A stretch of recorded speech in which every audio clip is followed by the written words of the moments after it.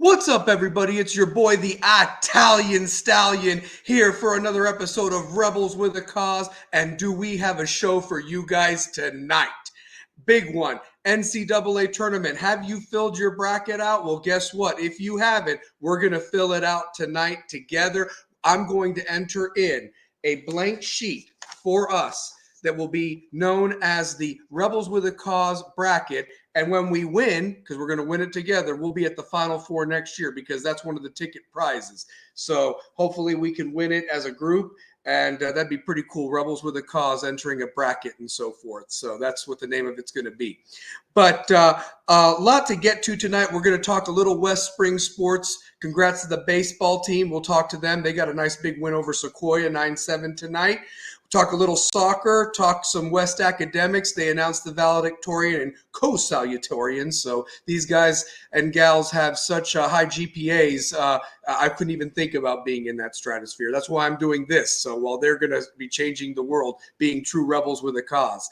And lo and behold, obviously, we'll do the wrap up the basketball. Alcoa and Fulton going back to back, following our football guys as leads. And I don't know. I just have the sense that maybe UConn might be on a mission to continue this back-to-back trend we've seen with not only the Rebels football, but the Chiefs in the NFL. So it's going to be pretty cool to see how this plays out this tournament. But before I get started, I just want to say that the views and opinions of this program are not affiliated with those of any other organization or West High School. I also want to give a shout out to a couple of our sponsors, Alex Thatcher, Rebel with a Cause. Go check out Knoxville Coffee Company there in the heart of Marble City, Sutherland Avenue. Definitely give his brew a chance. It'll definitely blow your mind and get you going in the mornings, if you get my drift. And give him and his dad and all those hardworking people over there at Knoxville Coffee Company some love and your business. And also my gal, Kim, King's Chamber off of Washington Pike. She always takes care of me, does my hair and my beard. She's also going to be offering facials as well as massages, waxes, and when it's up and running, she'll have that manicure and pedicure. So definitely I'll keep you updated as that gets more and more going, but going to have a lovely, lovely place over there. And shout out to Kim Castle, who made our Rebels with a Cause shirts. But that being said, let's get to it, ladies and gentlemen. Before I get going, though, I need to bring on my co-host, my brother. He's got a birthday coming up as well, so we need to show him some love and maybe roast him come next week after the fact. But it's his weekend coming up, so hopefully we can show him some love and attention. But, he is the 2003 Mr. West, the voice of the Rebels for 18-plus years. And just is the man with a mic in his hand, even helping out other schools when they want his services. That's what he's there for. He's there to entertain with a lot of knowledge and always with a lot of love. Let's bring him on, the one, the only, two-pair Tate, Brian Tate, ladies and gentlemen. Thank you, man. Thank you. Always got to give love, man. Always got to give love. So and appreciate Austin East for having me yesterday. They had some technical difficulties with their sound system, but I still appreciate them even asking. When they're asking the West guy to announce baseball, so I thought that was pretty cool, man. I appreciate it. Can I give them a shout out for a second, man? We met yesterday just to kind of talk about the show for a moment, and you had to get there and do the announcing. But what was so cool was somebody told me, one of their people affiliated with the school, that was their first home baseball game in 7 years. They hadn't had a program. So shout out to Austin East and those kids. And I know that it's going to be a hard upward climb. They're not really seeing the results yet. And those scores aren't looking too hot. But my advice to those kids is you all are going to be the foundation for something.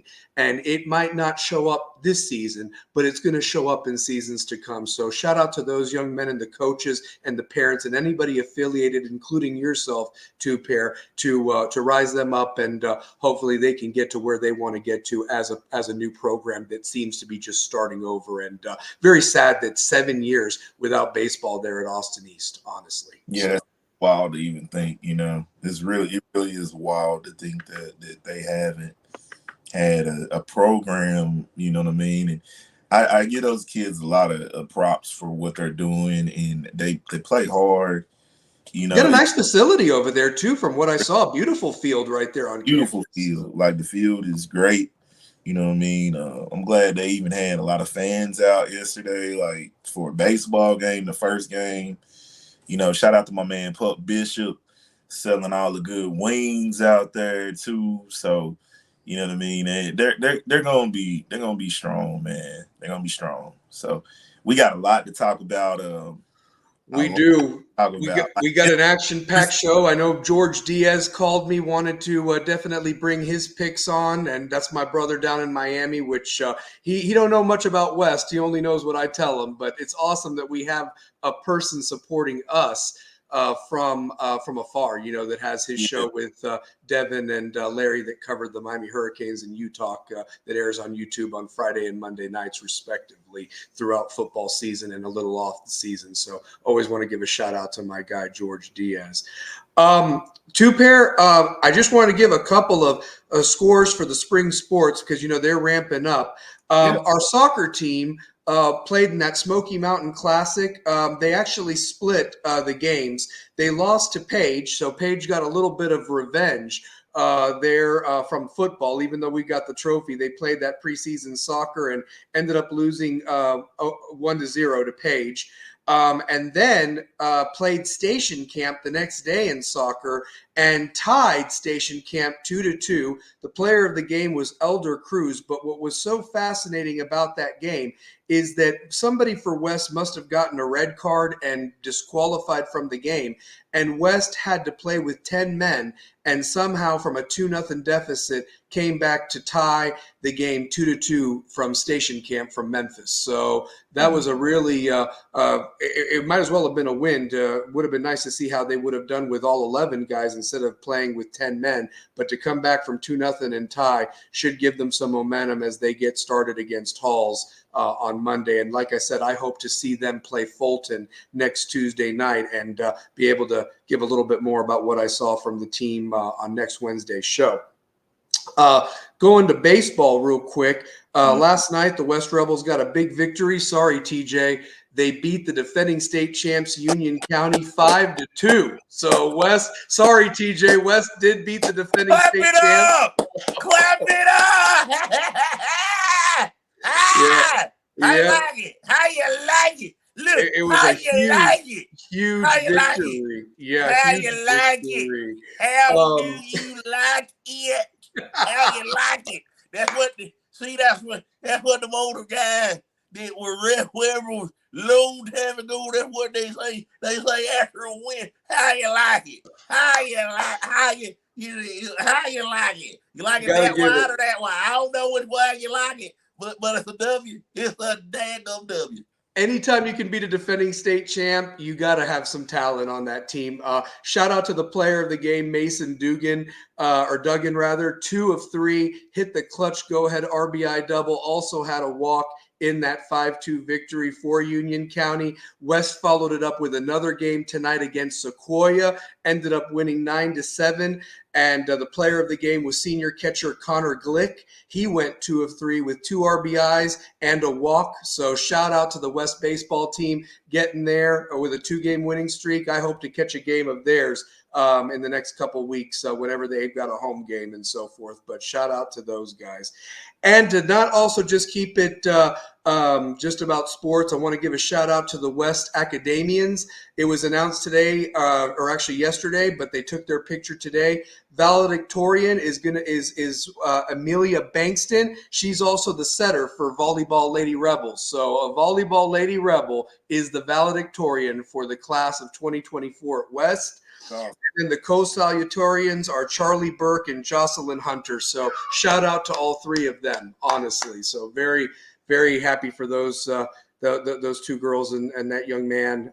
They're going to do some great things when they get to college next year, I'm sure. So, and always want to just let it be known that it is Rebels with a Cause and that the clock doesn't stop when it hits 0. Remember that. The cause don't stop when the clock hits 0. and these kids are going to show it as they move on to whatever they get into, making a difference in the world, being true rebels with a cause. That shirt that you wear in Two Pair says it all, man, honestly. So yeah. Shout out to Kim Castle for that. So, Two Pair, can you tell us real quick, because I know that we got some people here ready to talk about some March Madness, but we wanted to wrap up little brothers from other schools that just showed out for 3 straight days of just unbelievable high school basketball. Take it away, man. Yeah, man. Of course, one of the teams that didn't win it, I thought that they played tremendous. It was just, Douglas was an undefeated team. They were on a mission. I didn't realize they lost to Alcoa last year. So they had won 30-something games undefeated going into that tournament. And that's who Austin East drew in the first round of the state championships. Yeah, that was a tough draw for Austin East. But, if Austin East would have won, they would have saw Alcoa again. And that's tough to play that team that many times. So, I will say the Cherry kids, AAU is going to be really big for them and vital because they're playing on a tough circuit, on that Under Armour circuit. They're going to be seeing a lot of talent on that circuit with B. Mays Elite. Shout out to Scrap and shout out to B. Mays for putting down one of the best basketball factory programs in the state. When you look at the amount of talent that is at other schools, like you're looking at a Blue Kane who's down at Georgia playing well, came from the B. Mays Elite. You're looking at Tyler Lee of Fulton, who is a Mr. Basketball, you know what I'm saying, is around that elite circuit. Shane Cherry started out with each one teach one growing up, coming up through the ranks. Then you look at the twins, the Kimber twins, who also went back to back in state, and they just looked really great against Ridgeway. They played a phenomenal, like the Kimber twins played a phenomenal game. I also want to point out Dexter Lewis, who's been with that program forever, who's a baller, you know what I mean? And they got a freshman that is going to be a problem. They got a freshman that's going to be a problem for years with that program. And, the Kimber twins and Tyler Lee, they've won at every single level. Yes. From middle school to now high school, where they go back to back. And Javin Carter just showed why he's one of the best players. Two Pair. You can't tell me that kid can't play at Tennessee, man. I mean, Penn State is getting a pogo stick, a guy that he makes shots, man, that are just like, you're not supposed to hit that shot. And he makes it with ease. Runners, floaters, they hit nothing but net. They don't even touch the rim. It's like he wills it in every time he shoots. And the only thing that stopped him against Douglas in that game was cramps for like 3 or 4 minutes, and they worked him on the sidelines, and he got out there.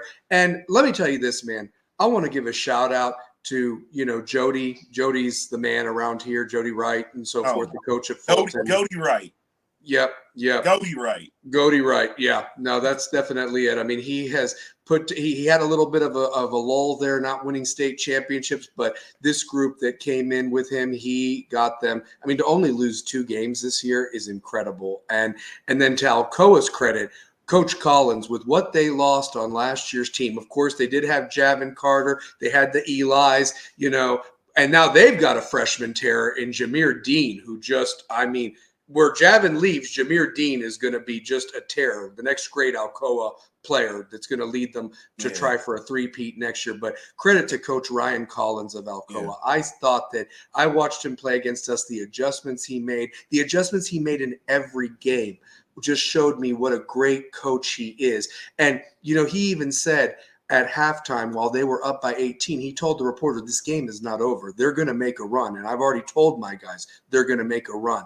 And they got it down to 4 points, man, at one point. But Alcoa just made the right moves to hold on to win. And I don't know anybody on Douglas, but what a heartbreak. It's like Paige. You run through your schedule, don't even get a blemish on your record, and you lose to the same team for the second straight year in the state championship. It's heartbreaking for those kids. But shout out to Alcoa going back to back in basketball and also winning it in football for the 8th straight time now and so forth. So whoever plays on both teams got a lot of rings, man. Those Eli boys got a lot of rings is what I'm just going to say for basketball and football. So, but shout out to those guys, and hopefully that will inspire our boys basketball team to finish their story next year with all they've got coming back and the work that they need to do that we've been pushing them to do from here until October. So when it starts, I like we're pushing these guys to the point of if it don't happen this year, it may not ever happen. No. In this short time span of if your junior year, this was the time to kind of to get it. Mm-hmm. The only teams that played better than you were Maryville. Yeah. And they got it handed to them by Cookeville in that first round. Cookeville ran them off the court. You know, I mean, they did. Maryville probably had the worst showing of the 4 area teams because Austin East just went into a buzzsaw against who they were going up against. But I thought Maryville for sure should have beaten Cookeville. Cookeville. That's what I'm saying about this year in West basketball is kind of disappointing. We should have been up there with those 2 other teams. It should have been Alcoa, Austin East, Alcoa, Fulton, and West winning 2A, 3A, and 4A. That's how it should have been this year. You competed with those teams. You beat those teams, and you didn't make it when it counted. That's inexcusable. I'm sorry to be that way, but I love this school. I love this team. I know what this team is capable of, but you didn't bring it in the biggest stage. And furthermore, did you hear the news that the one guy that actually beat you with his putback will not be at Bearden High School next year? His family, Brody Smith, who I'm talking about, is moving to Maryville, and Brody Smith is transferring from Bearden High School and is now enrolled in Maryville to play football and basketball. So Maryville just got Bearden's best offensive lineman and big man to join them. That game should be interesting when Maryville and Bearden play in the fall. Breaking news. That is on this show, baby. On this show. 5-Star Preps had the story. Shout out to Jesse Smithy, man. Yeah. You know, I really love what Jesse did from Prep Extra to 5-Star Preps. That is just mind-blowing. Because I feel like Prep Extra, we didn't get Prep Extra until after we graduated. You know what I mean? They covered Knoxville sports with KIL and, you know, that. But when they made it Prep Extra, in from Prep Extra to 5-Star Preps, and then you got Max Preps, you've got On 3. You know, we might have to give out rankings pretty soon. We are. As this show keeps getting bigger, and like I said, hate on us all we want. We came up with it first. Sorry. I mean, we did. Make your all's own show. It is West-centered, but make your all's own show. We'll give love to good teams. Yeah. And players. Like, you know, that's the one Coaches. thing that is different about us, because we broke down coaching changes, coaching jobs, coaching hires, player transfers, injuries. Yep. And we have a new coaching job open. Gatlinburg Pittman's coach went and took that Georgia job. More money, a good program, leaving a good program in Gatlinburg Pittman. Whoever gets in there, if they hire from within or they hire somebody, here's the challenge. You got a great squad. You're going to win the region, but it comes down to that 3rd round game against Alcoa every year in 3A. So that's what the goal is to can you get over the Alcoa hump? And it's a great program, great facilities, beautiful setting in Gatlinburg. But whoever the coach is, I hope they make the smart hire. And the sad thing is it's right before spring practice when, you know, you're getting to the nitty gritty. You need to have your philosophy and who it is. So they might hire from within or they may not. You never know. So, yeah. Yeah. So Shane McGee dropping some knowledge real quick. This makes the third team Brody's played for in 3 years. I Really? remember back in the day, you had to sit out. I know I had to sit out when I transferred from Bearden to West. So, yeah. You had to sit out a year, a Yeah. calendar. Yeah, because like if you had to get some type of a special thing back in the day of why you were there. Like why were you, like, was it, and he'll probably get it because the family actually moved to Maryville. But it's like, why are you, the rules have changed over the years, and you got to think this was the early 2000s and so forth. So, yeah. So yeah, let me see here. He was at Catholic his freshman year. Look at that. So he was at Catholic. Then he goes to Bearden, and now he's at Maryville. So, wow. Shane, always, man, I love you, dude. You always bring this stuff, man, to help us out. I love you, man. Love my dude, Shane McGee. It's my guy. For sure. But without further ado, one last thing. I do want to just state something about our West Rebels. Saw a little, I can't say. I don't want to reveal, but I did see a little preview of what West has on offense this year. Boys putting in work without coaches being present on spring break. That's how bad they want that three-peat.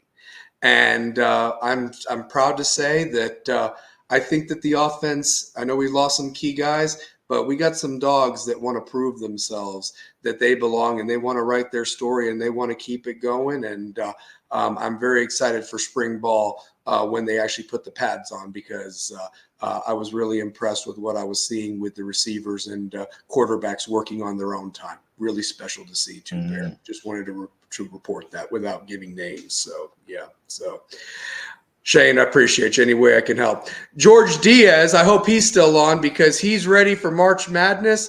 He says, I'm ready to see what you boys have in the west side of the bracket. To me, that's the best side. Best games will come from there. So, two-pair, let's start talking about this NCAA tournament, man. I don't know if you filled out a bracket. I filled out one. I got 90, about right now I'm on my like 5th or 6th right now. Well, you're 4 better than me, because I filled out one today. I know I'll fill out a few more, but I also wanted to see. I normally go for 10, but this year I'm going to push the limit. I'm going to push it to the limit. Gotcha. I'm going to see how many I'm going to see how good the old mind is. I'm going to see how good the old mind is. Well, if I can say this about the tournament and looking at some of these teams, obviously 5 teams stole bids from teams, like St. John's didn't get in. Oklahoma. Akron stole a bid. Yeah, Akron stole a bid. NC State stole a bid. 5 games in 5 days, knocked off Duke, Virginia, and Carolina. NC State stole a huge bid.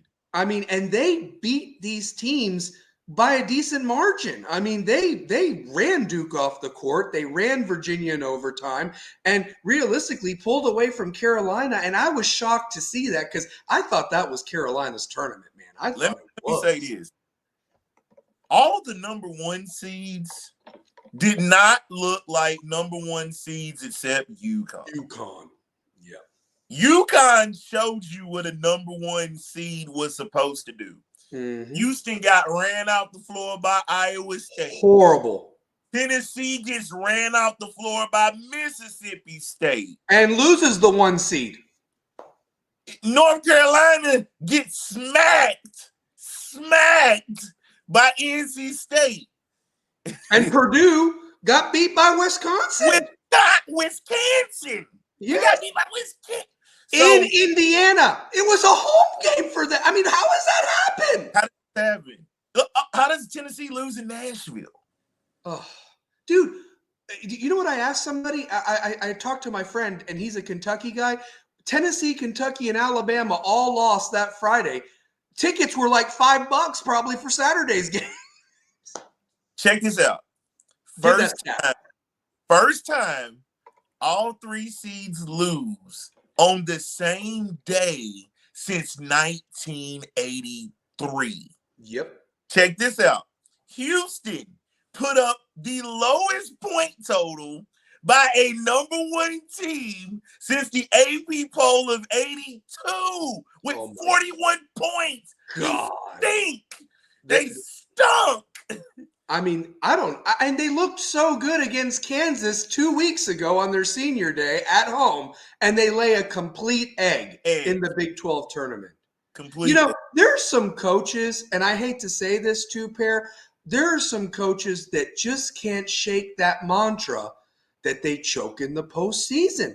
And Kelvin Sampson, unfortunately, I don't have anything against Kelvin. I don't. But they had last year a squad that was supposed to have virtually the Final Four in their backyard there in Houston. Miami ran them off the court last year. Miami did. Miami ran them off the court in that Sweet 16. Houston had a lottery pick last year. Yes. Had a lottery pick. A lottery pick. Not just first round. He went lottery. Yeah. The guy that they had last year, man. Yeah. They've had talent for the last 3 years. And even in 2022, they were like supposed to be very highly ranked or what have you in 2022.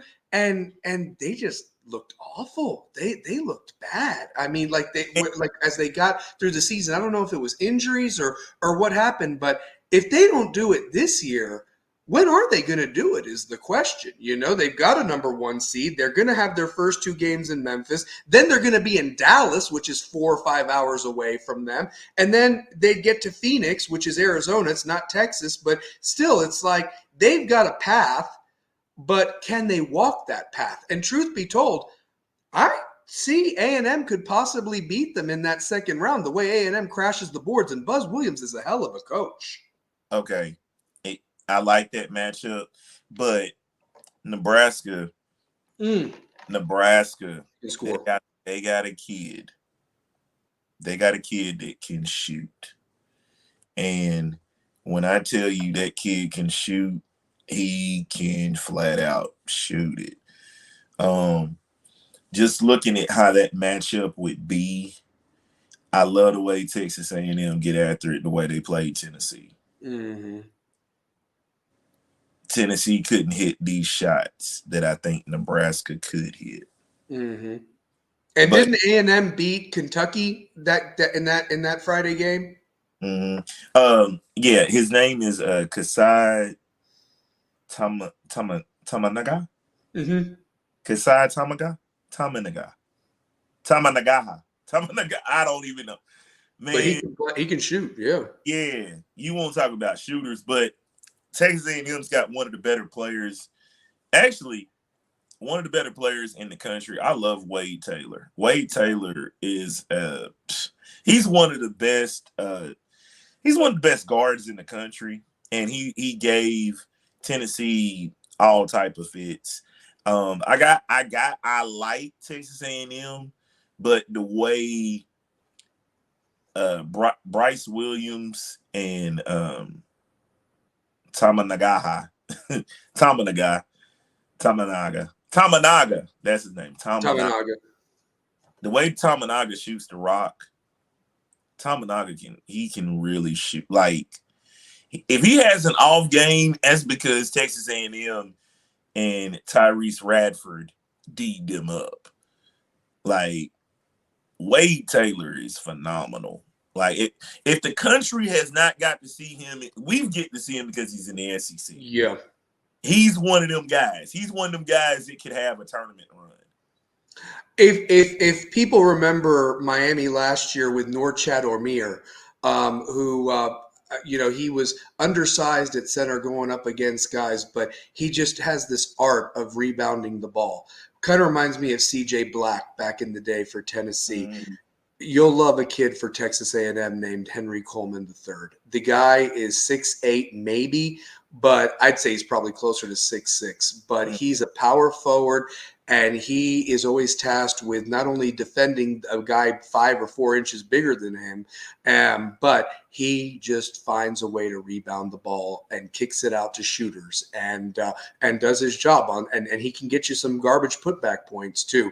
I like that kid a lot. Buzz Williams Not only is he a snappy dresser with them mafioso suits, but he can coach too. And I was surprised they had as bad of a year as they is because they're paying him a lot of money. They took him from Virginia Tech a few years ago and so forth. And I'm just surprised their program's not more as advanced as it is. Kind of disappointing, like in football too, if you think about how much money They they've pay put a into lot. those They two pay a lot. programs.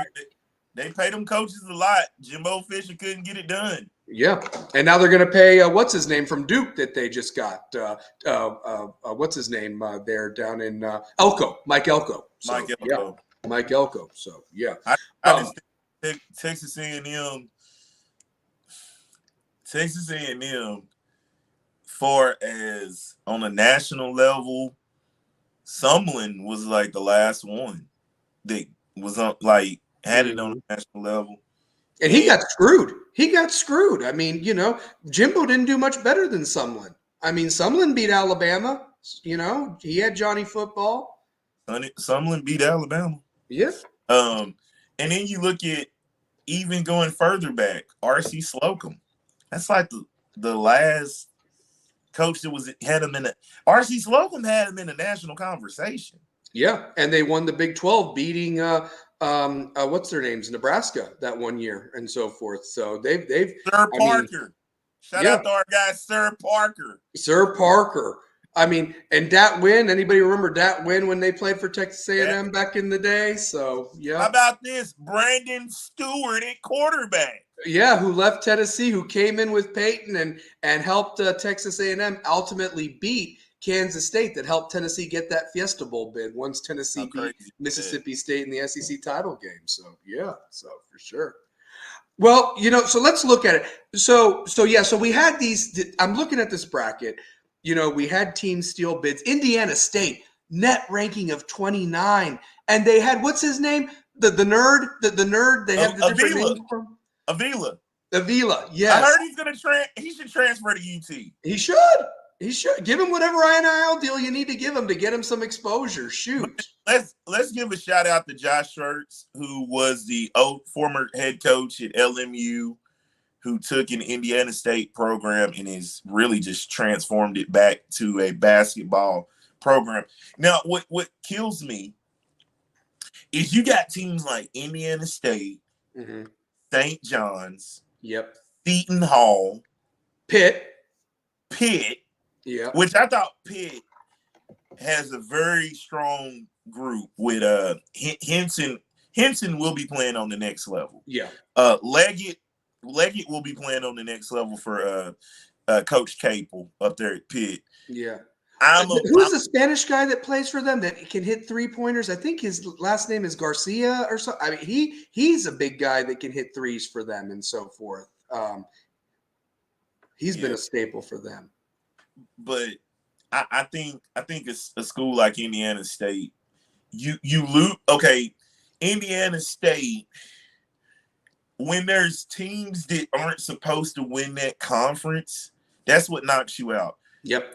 Here's a school that should have been in the tournament, South Florida. Oh yeah, South Florida. Shout out to Abdur Rahim, who is in his second year at the school. Yep. Phenomenal group. I remember we had a show, and I think that they were playing either Memphis during one of the Snowmageddons. Yep. Absolutely handled Memphis in Memphis. I was very impressed with that group. South Florida is one of those schools that I feel like should have got in.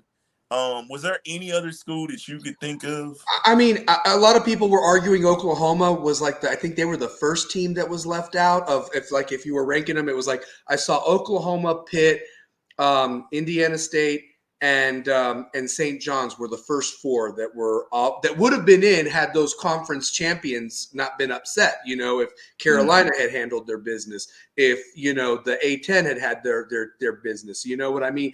The point is, they were out. What's even more interesting is they actually declined the NIT, which, that's starting to become a trend now that teams are declining the NIT. North Carolina declined the NIT last year, and I get it. Chris Beard was very vocal from Ole Miss saying, I want to make sure that the guys that don't want to be here are gone, and I'm starting to recruit. So that's why the NIT is nothing for me. I'm trying to get ready for next year.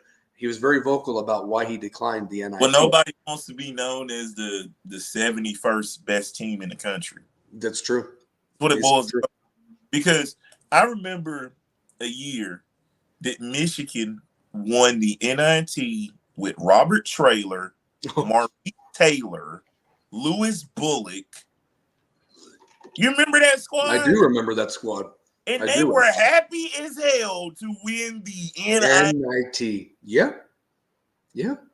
Teams were happy to be playing extra basketball. I guess they liked each other. They wanted to prove that I guess it was almost like they wanted to show the NCAA we really did belong. So we're going to win this tournament instead. I don't know. There was a pride thing back then, but Remember now South it's Carolina won the NIT? South Carolina won at one time. Ronaldo Balkman went crazy in the Garden. Yep.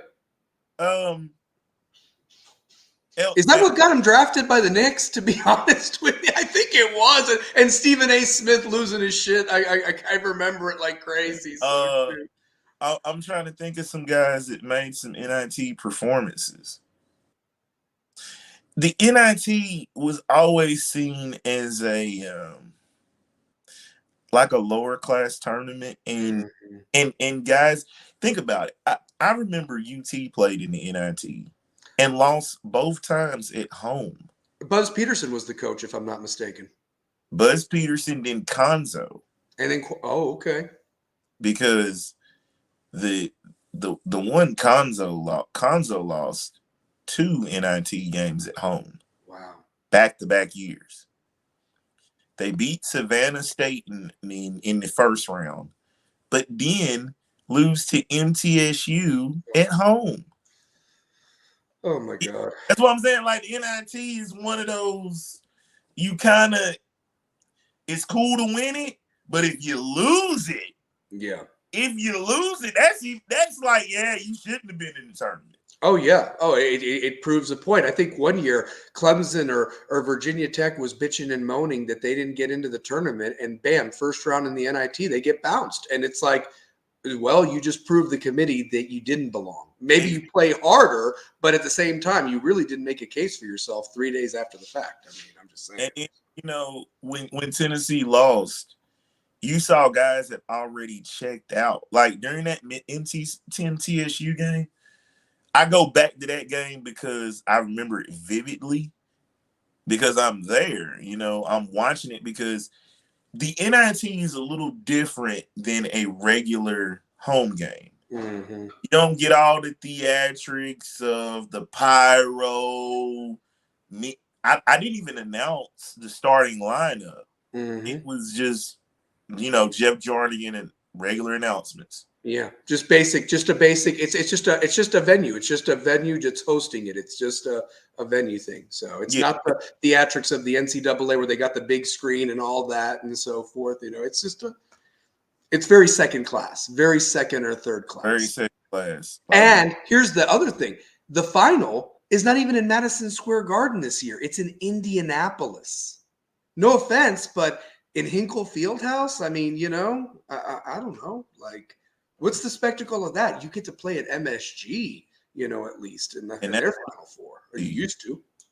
This is what the NIT every year should be hosting it in Madison Square Garden. Always. That's tradition. That's tradition. So, but I guess, just to make sure that we get back to this tournament, there were so many teams and there's so many matchups. I'm looking at this bracket, and of course, we're going to fill it out together. And all those that are in the comment or chat box, please, we say a game, tell us who you got. Hey, we need all the comments right now. All the comments right now. If there's a game you want to talk about, George, we're going to go to the West bracket because I know Pair is UT, but he also has got a little bit of North Carolina investment in this as well and so forth. So I want to go to that West bracket. Just to do something different. Everybody seems to be going to the East first and working a way around. We can go to the West bracket first if we want to. A game that really intrigues me, though. Yeah. A game that intrigues me is this 5-12 matchup between St. Mary's and Grand Canyon. Yeah. I got to watch Grand Canyon beat San Diego State this year. St. Mary's, I got to watch them beat Gonzaga, and you want to talk about a game that's going to be up and down, up and down, up and down, spacing the floor, shooting, because St. Mary's got a dude by the name of Dukas. Mm-hmm. I am a fan of Dukas. When I tell you he is one of these guys that you're going to love to watch. Plays an incredible pace. I also like Augustus Marshallonis, Sarunas Marshallonis' son of Saint. If you guys remember Sarunas Marshallonis from the Golden State days, way back in the days. So that's his son that's on this St. Mary's squad. Yeah, man. And Hmm. now the point guard for St. Mary's, he is very vital to what goes. Aiden Mahaney is just a complete floor general. I just hope he has a great game. Like Grand Canyon, for what it's worth, look out for Tyon Grant Foster. He's averaging about 19.8 points, getting you about 6 boards a game. And Ray Harrison for Grand Canyon. The one thing about like the Grand Canyon, far as their notable games, the notable game would have been the San Diego State game. Mm-hmm. At least one 12 seed has defeated a number 5 seed in 32 of 38 tournaments. 3 of the 6 number 12 seeds failed to win a first round game have occurred in the past 8 tourneys. That's unbelievable. That's unbelievable. And can I say this much about those 5-12 matchups without skipping ahead and so forth? You have the potential for all 4 of those 12s to win those games, but you also have the potential for all those 5s to win that game as well. And I only say that because yes, it's a 5 versus a 12, but some of these teams might have been overseeded and some of these teams might have been underseeded. I look at a Grand Canyon being a number 12 seed or whatever. That record and how they played, you mentioned the victory over San Diego State. I could see them as a 10 seed, to be honest with you, as opposed to a 12 seed.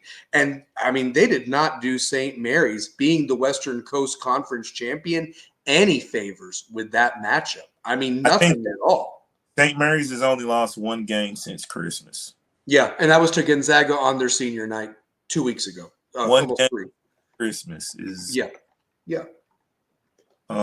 But that's why I think St. Mary's and Grand Canyon, that makes a great matchup. But yeah, George is giving his winners of what that he has in the first round, and so forth. So he's going Grand Canyon on that one. So yeah, George, I like the UNC. I like Mississippi State. Yep, I agree with Bama.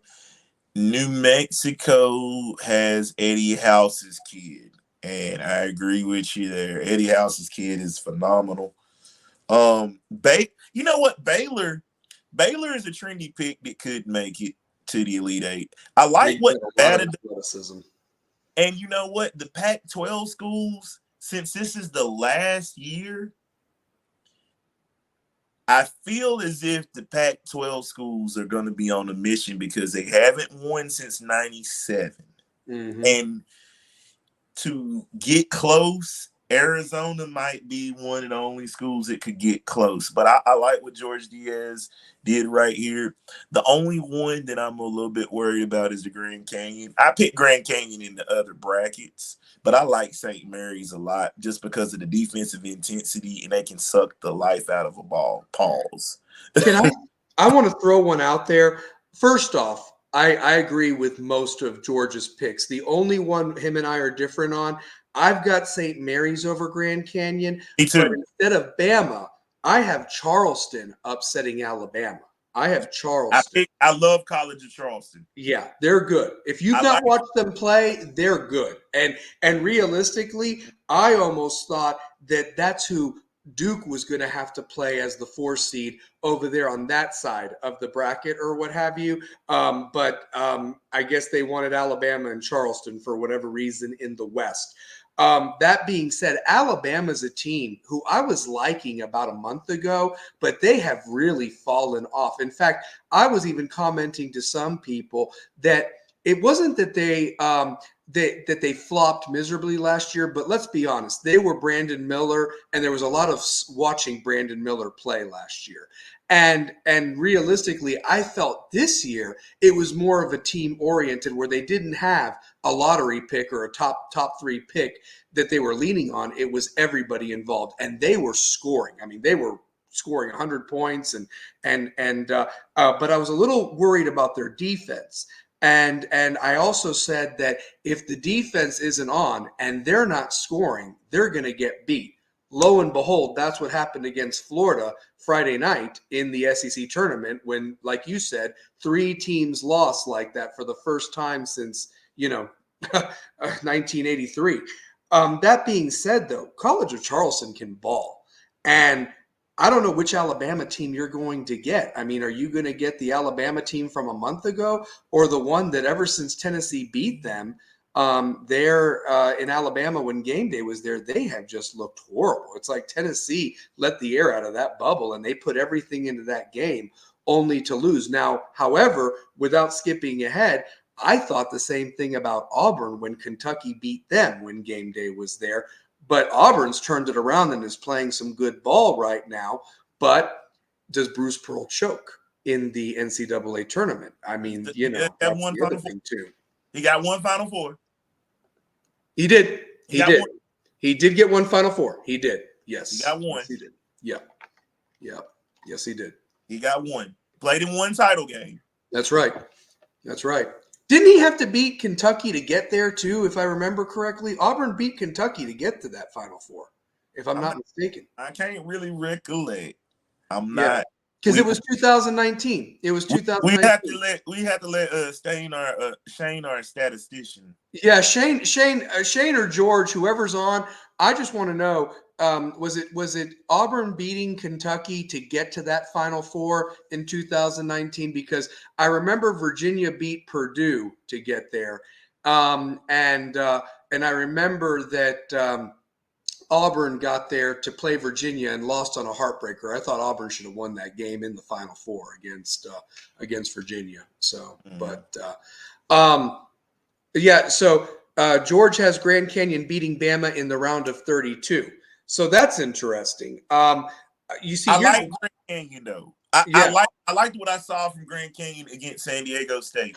If you want to get a glimpse of what Grand Canyon is, go to that San Diego State game where it's in Grand Canyon. They had a whiteout.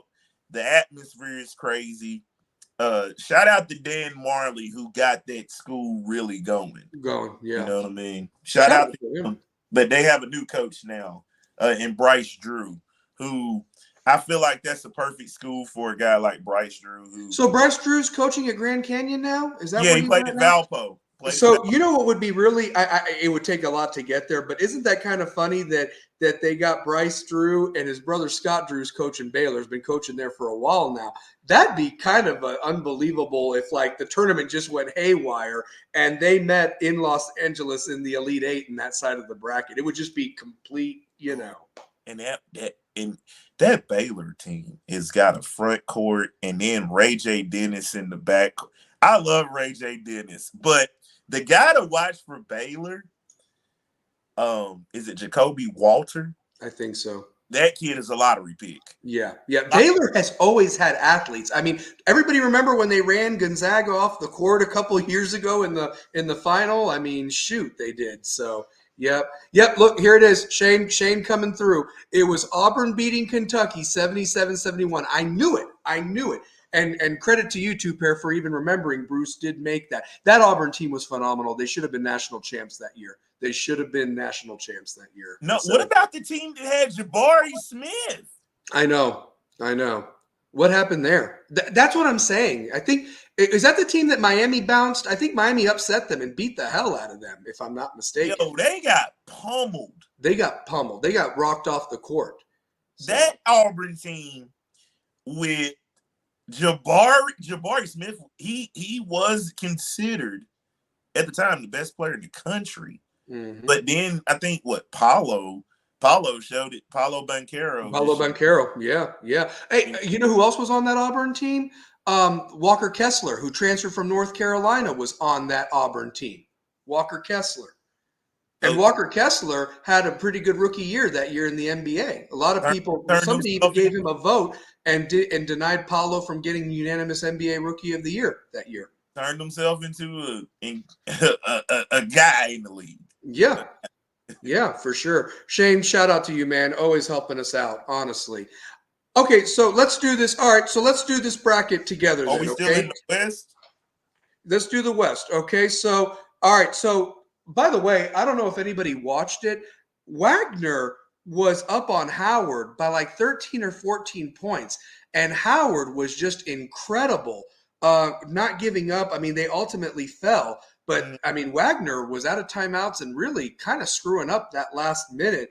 2 minutes in the game, but they just had such a big lead and knocked down those free throws. And Howard had a shot to win there at the end, but missed it. Three times. Three cracks. Three cracks and missed it. So Wagner ended up holding on and knocking off Howard. Funny enough story, I actually went with Howard. It was a flip of a coin, you know. I always screw up on the first 4 games, man. I just never can pick those. Nobody cares. They don't. But you know what happens? Something like what happened with Syracuse a couple years ago, where they played their way in and got to the second weekend, and I'm like, why did I pick them? You know, like, I mean, I didn't have them that far. I mean, so that's the thing that's so funny. But you're right, nobody does care. Nobody cares. But here's the thing: as nice of a story as it was that Wagner did win tonight and so forth like that, it's gonna be over around 4:00 on Thursday in Charlotte. North Carolina should win that game very easily. Anybody object in the chat box or YouTube here? I've got North Carolina winning that one very easily. I like North Carolina. I mean, there's just no way. I don't. There's no way. No, yeah, I mean, that's a home game for them. Charlotte is going to be full of North Carolina Tar Heel fans. Just absolutely. So yeah, for sure. So yeah, that's like you should not lose in Charlotte. Like no, you shouldn't lose there. I like North Carolina in that first game. Mississippi State, Michigan State. I'm just not a believer in Michigan State, and I think Michigan State gets in there because and 2 pairs that bad boy around George Diaz. There you go. Right there we go. You right there. There you go. There you go. There we go. No, keep going though, brother. Yeah. I mean, honestly, it's a home game for them. Now, can I just have one beef or whatever? Just one beef. This Michigan State thing. Why are they in the tournament? Izzo. Preseason number 5. Got ran off the court in the Champions Classic. Didn't James Madison kick their ass that first game too? And they knew. We should have known then they were terrible. UT beat them in the exhibition game. That's right. Dalton Connect was connecting. And there they are, 19-14. I would have much rather had Indiana State take that bid as opposed to damn Michigan State. What? If Indiana State would have handled damn business. Indiana State handles business. We get Mississippi State and Indiana State, which would have made a better game. Yeah, for sure. Like, this game is going to be a close game, but it's not going to be to the excitement of what Indiana State and Mississippi State could have been. I mean, Think you talk about about two different styles, defense, offense, going at it. It would have been sexy. I really think Mississippi State's going to run Michigan State off the court, man. I really believe that. I could be wrong, but I think Mississippi State is going. I mean, if they play the way they played against Tennessee and that suffocating defense, one other thing too, when you go in these matchups and you're picking, you don't know how the rims are. I mean, there's so many things involved. I mean, and I don't want to make excuses for why some teams have failed or whatever, but it's the rims. It's also how are the refs going to ref the game? You know what I mean? Are they going to allow them to play? Or is TV Teddy going to take over? You know what I mean? It's just one of those things that you can't factor in. And also, is somebody going to get sick, before the game? I mean, you've heard of stuff like that happening. But be it as it may, I mean, if the refs allow Mississippi State to play the way they played against Tennessee the other day, wrap. and they're allowed to play defense that way, It's I a mean, it's a wrap. wrap. It's a wrap. So It's what yeah. it's what them young kids say. It's a wrap, boss. Yeah. It's over. So I'm going to speak for everybody. I've got Mississippi State sending Tom Izzo home, and they can go home and watch the 2000 Final Four again for the 24th straight year. So Hey, you know what? I'm gonna even go another one higher. I'm gonna go another one higher. I think we might be sending we might be getting close to Izzo being gone. Like Izzo coming up has been there. Let's see. Heathcote got done in 95. yeah. Judd Heathcote got done in 95. Izzo's been the coach since 96. Yeah. Went to 3 straight Final Fours in 99, 2000, won it all. 2001 got ran off the court by Arizona. That was a great Arizona squad. They've been back to the Final Four, but They haven't won. They lost in North Carolina. Yeah, in Detroit. Let me ask you: was that in the national championship game, or was that a Final Four game?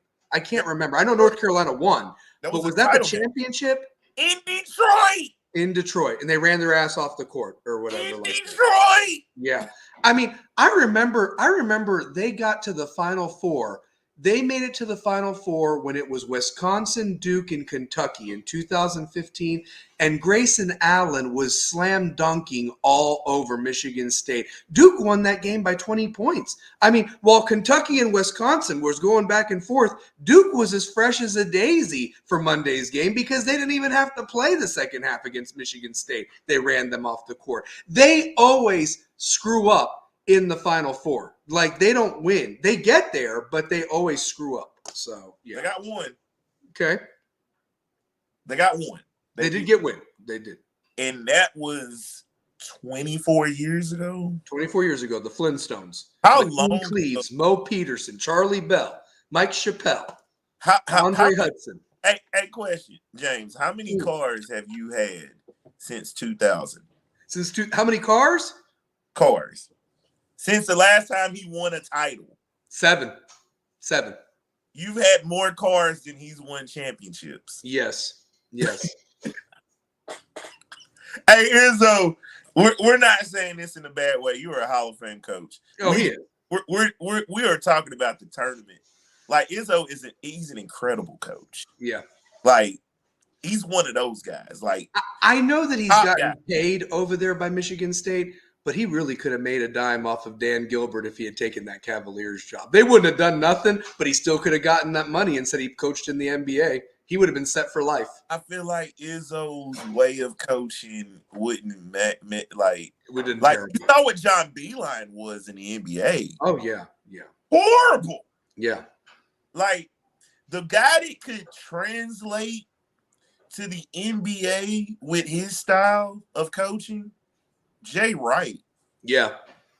Jay Wright would, and I feel like Jay Wright is a better college basketball analyst. But if an NBA job comes up, I would hire Jay Wright. Oh yeah. I mean, I think that the best coach that made the transition But now he's not even the coach anymore. Was Brad Stevens from Butler? I mean, now he's an executive there, the general manager for the Celtics, and they look like they got another great squad this year. But I'm just saying that, like, Billy Donovan didn't do anything with the Oklahoma City Thunder. I think Billy Donovan could have been like the next Mike Krzyzewski had he stayed at Florida. You know what I mean? I mean, he really, could have He been had, like a staple there. So, and that's the thing. Like Billy Donovan would have went down as a Coach K. yeah. Because he would have been able to be like Gary Williams, have a losing season because you won 2 straight titles. God. You could have a losing season. Yeah. But then if you have a losing season, we want you to get the same type of Joakim Noahs. We want you to get Mike Millers. We want you to get the Udonis Haslam's. We want all those type of guys. We want those Al Horfords. We want those Corey Brewers. Oh, if you can go to Tennessee and still a Lee Humphrey, we'll take him too. That's what was happening when he was there. Yeah. He had like a prime spot.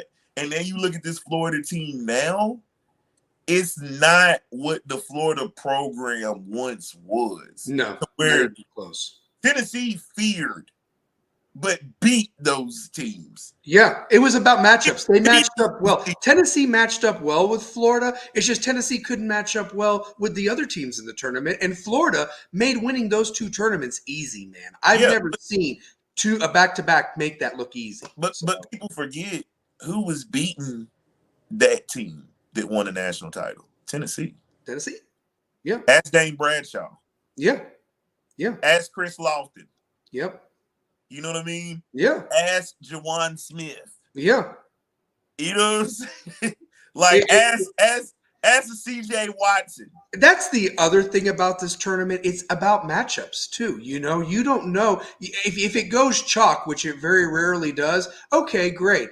But then if somebody loses and the bracket opens up, some teams can get hot just because of the style of play is better than what the team that caused the upset did, and they're just on jubilation that you have to bring that intensity 6 times, man. You really do. I mean, going back to the picks, we agree Mississippi State. Anybody can chime in. I mean, do we as a group want to just go with Grand Canyon over St. Mary's? Do we want to do that? Or are we going to go St. Mary's or Grand Canyon? How do we want to do that one? As whoever's in the chat, whoever's watching, us too, how do we want to go with Grand Canyon? All right, we'll go Grand. If St. Mary's wins, look out for Marshallonis. Mm-hmm. Look out for Dukas. Look out for Mahaney. And 2 Pair told you first. Okay. All right. So we're going to go with Grand Canyon as a group on that one. Okay. And we'll get 112 over the 5. Okay. What about Alabama versus Charleston? Do we go Alabama or do we go with who I think might cause this upset, College of Charleston? What does everybody think at this point? You can chime in on the comment box or whatever you all think. So I like Alabama, to be honest with you. That coach ain't bad. Who is it? It's Nate Oates. Yeah. I like Nate Oates. Yeah, he can coach. Why Alabama plays an NBA style. Alabama. Who's going to stop Mark Sears? No, yeah, not anybody on there. Who's going to stop Nelson? Who's going to stop Estrada? Yeah, I mean they just have to defend. They just have to defend the 3. Grand Canyon defends, Grand Canyon wins. Yeah. But Alabama plays an NBA tempo and style. Yeah, agreed. Agreed. All right, so moving on to the next game. And let me just tell you this. This is another team that they stink. I mean, for as much I hear about them every year, I still don't know how Brad Brownell still has a job or whatever. They're the greatest suck thing ever in college basketball in the ACC. They never get a win when you need them to, and they always lose when you need them to, or you don't need them to. It's Clemson. I think New Mexico wins this game over Clemson. I think this is a classic 11-6.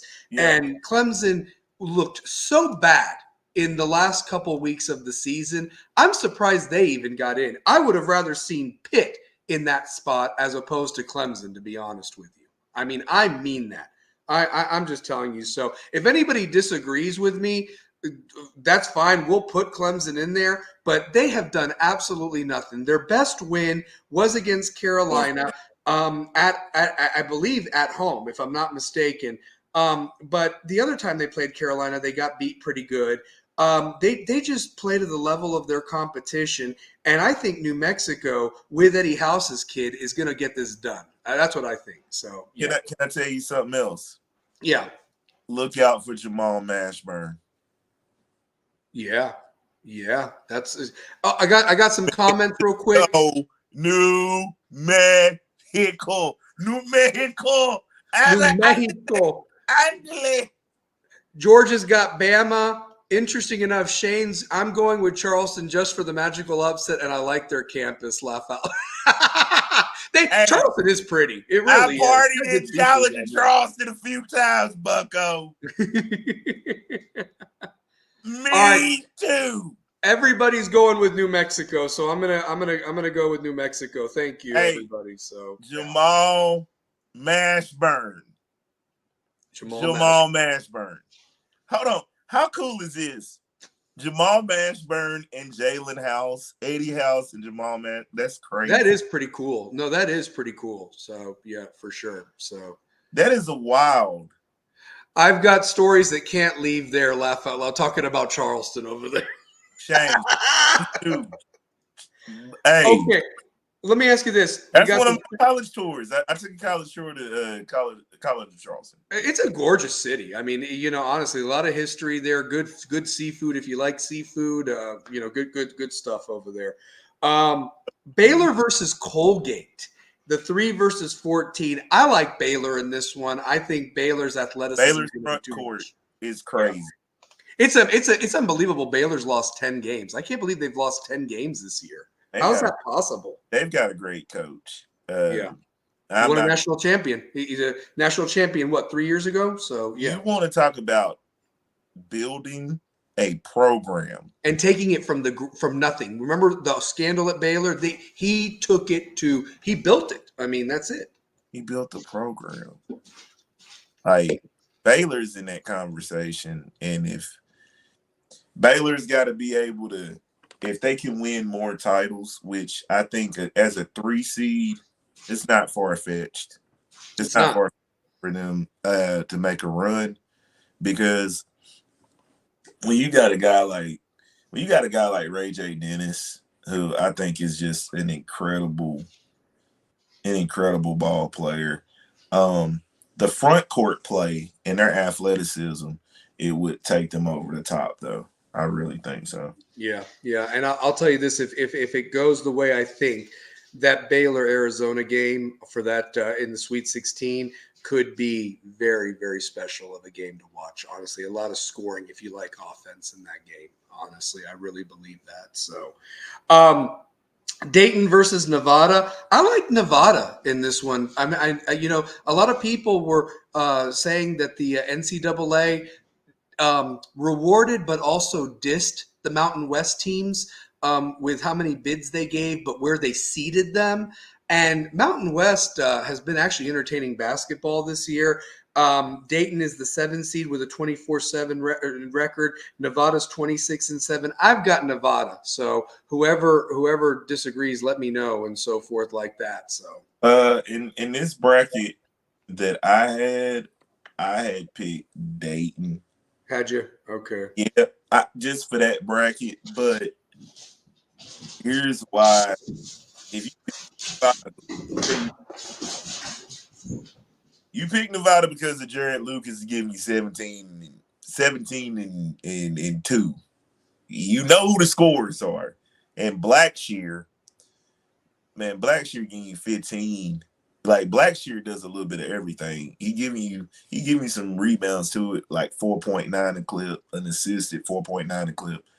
What I like about Dayton, though, Deron Holmes, yeah. Like, Deron Holmes could be a guy that we could be saying is very special in this tournament.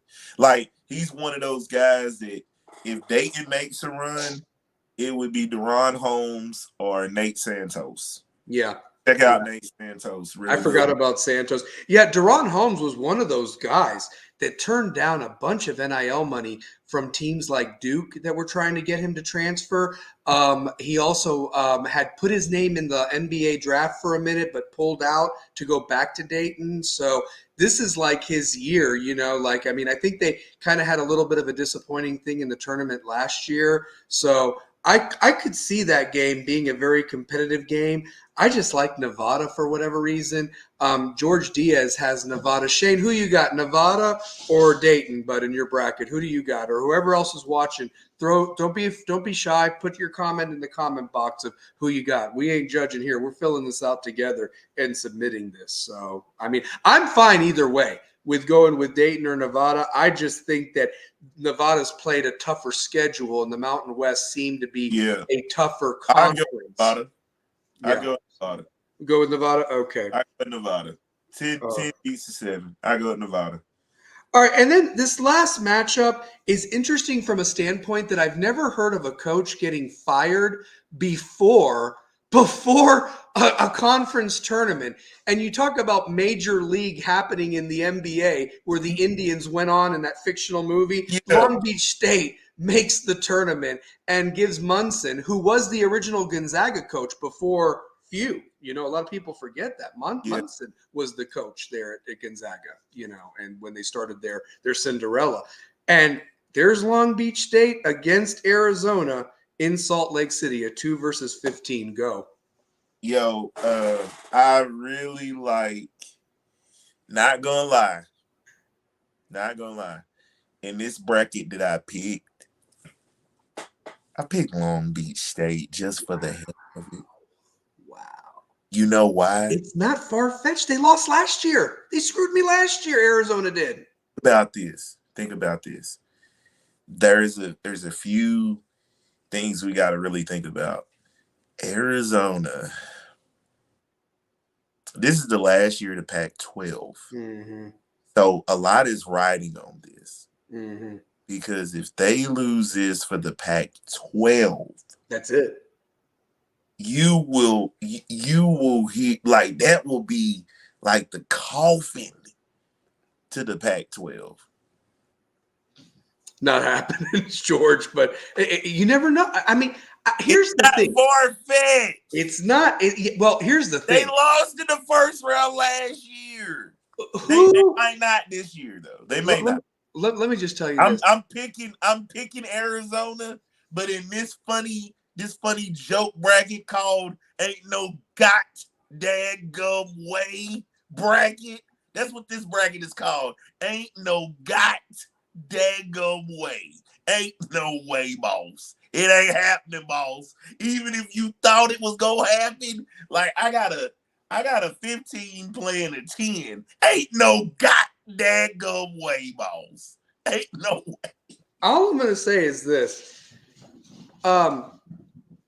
There's a reason Caleb Love is not at North Carolina anymore. As much as he was the hero that got them to the championship game last year, Carolina fans wanted to kill him because he shot them to kick him out. Him and RJ Davis just did not mesh, and it was Caleb that left, and RJ was the ACC Player of the Year for Carolina.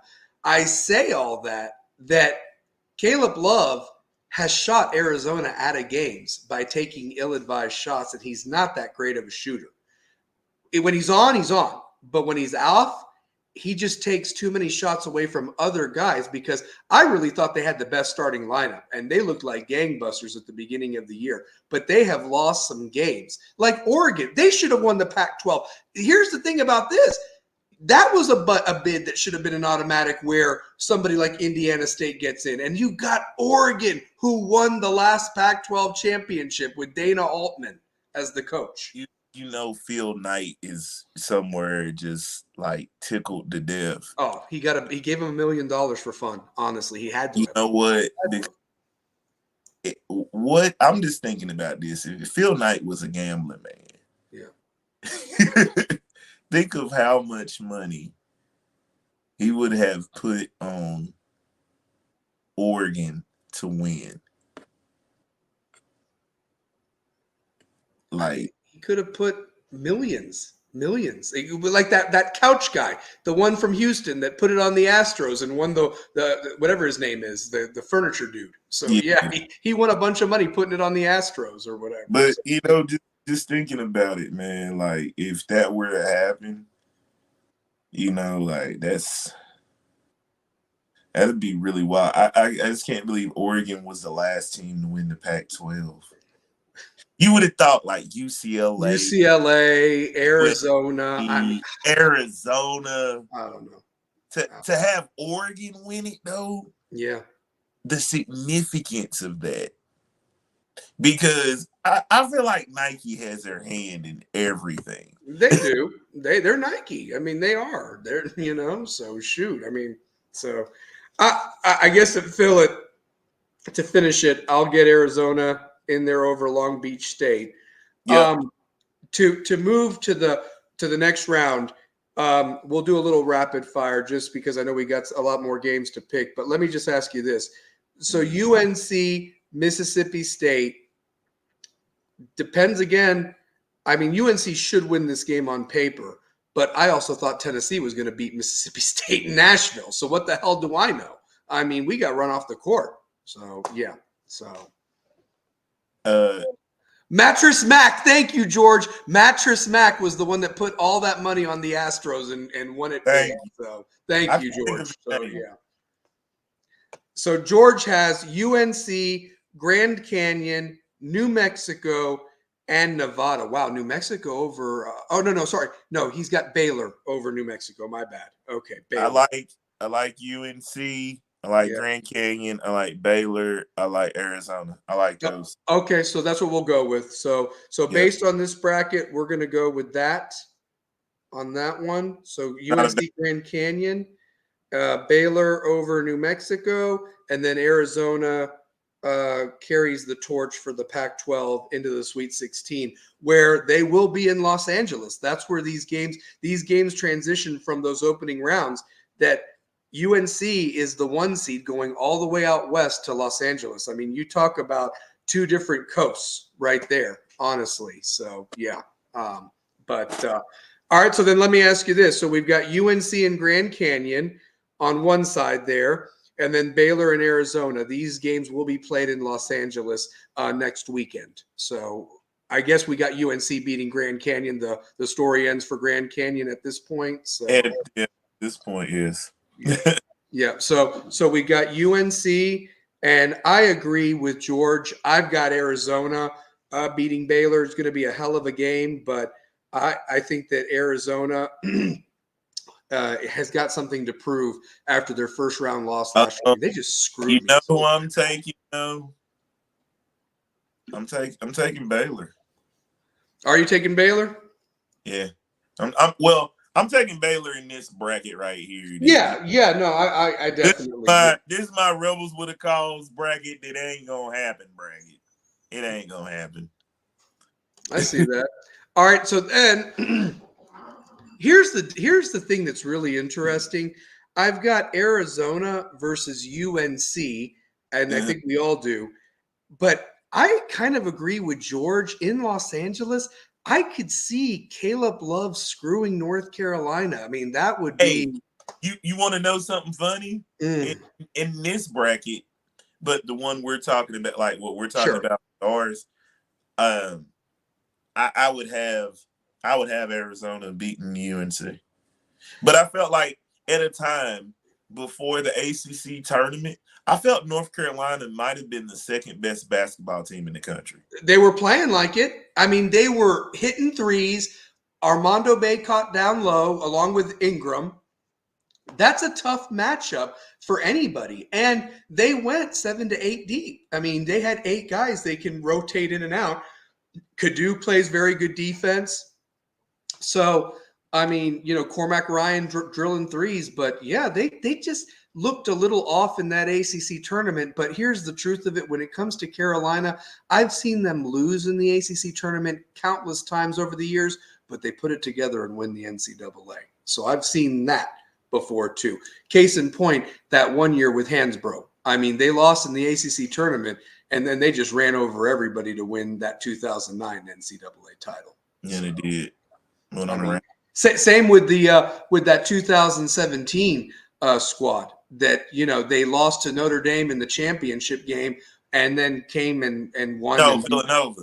Villanova. was that Villanova? Okay. Which one?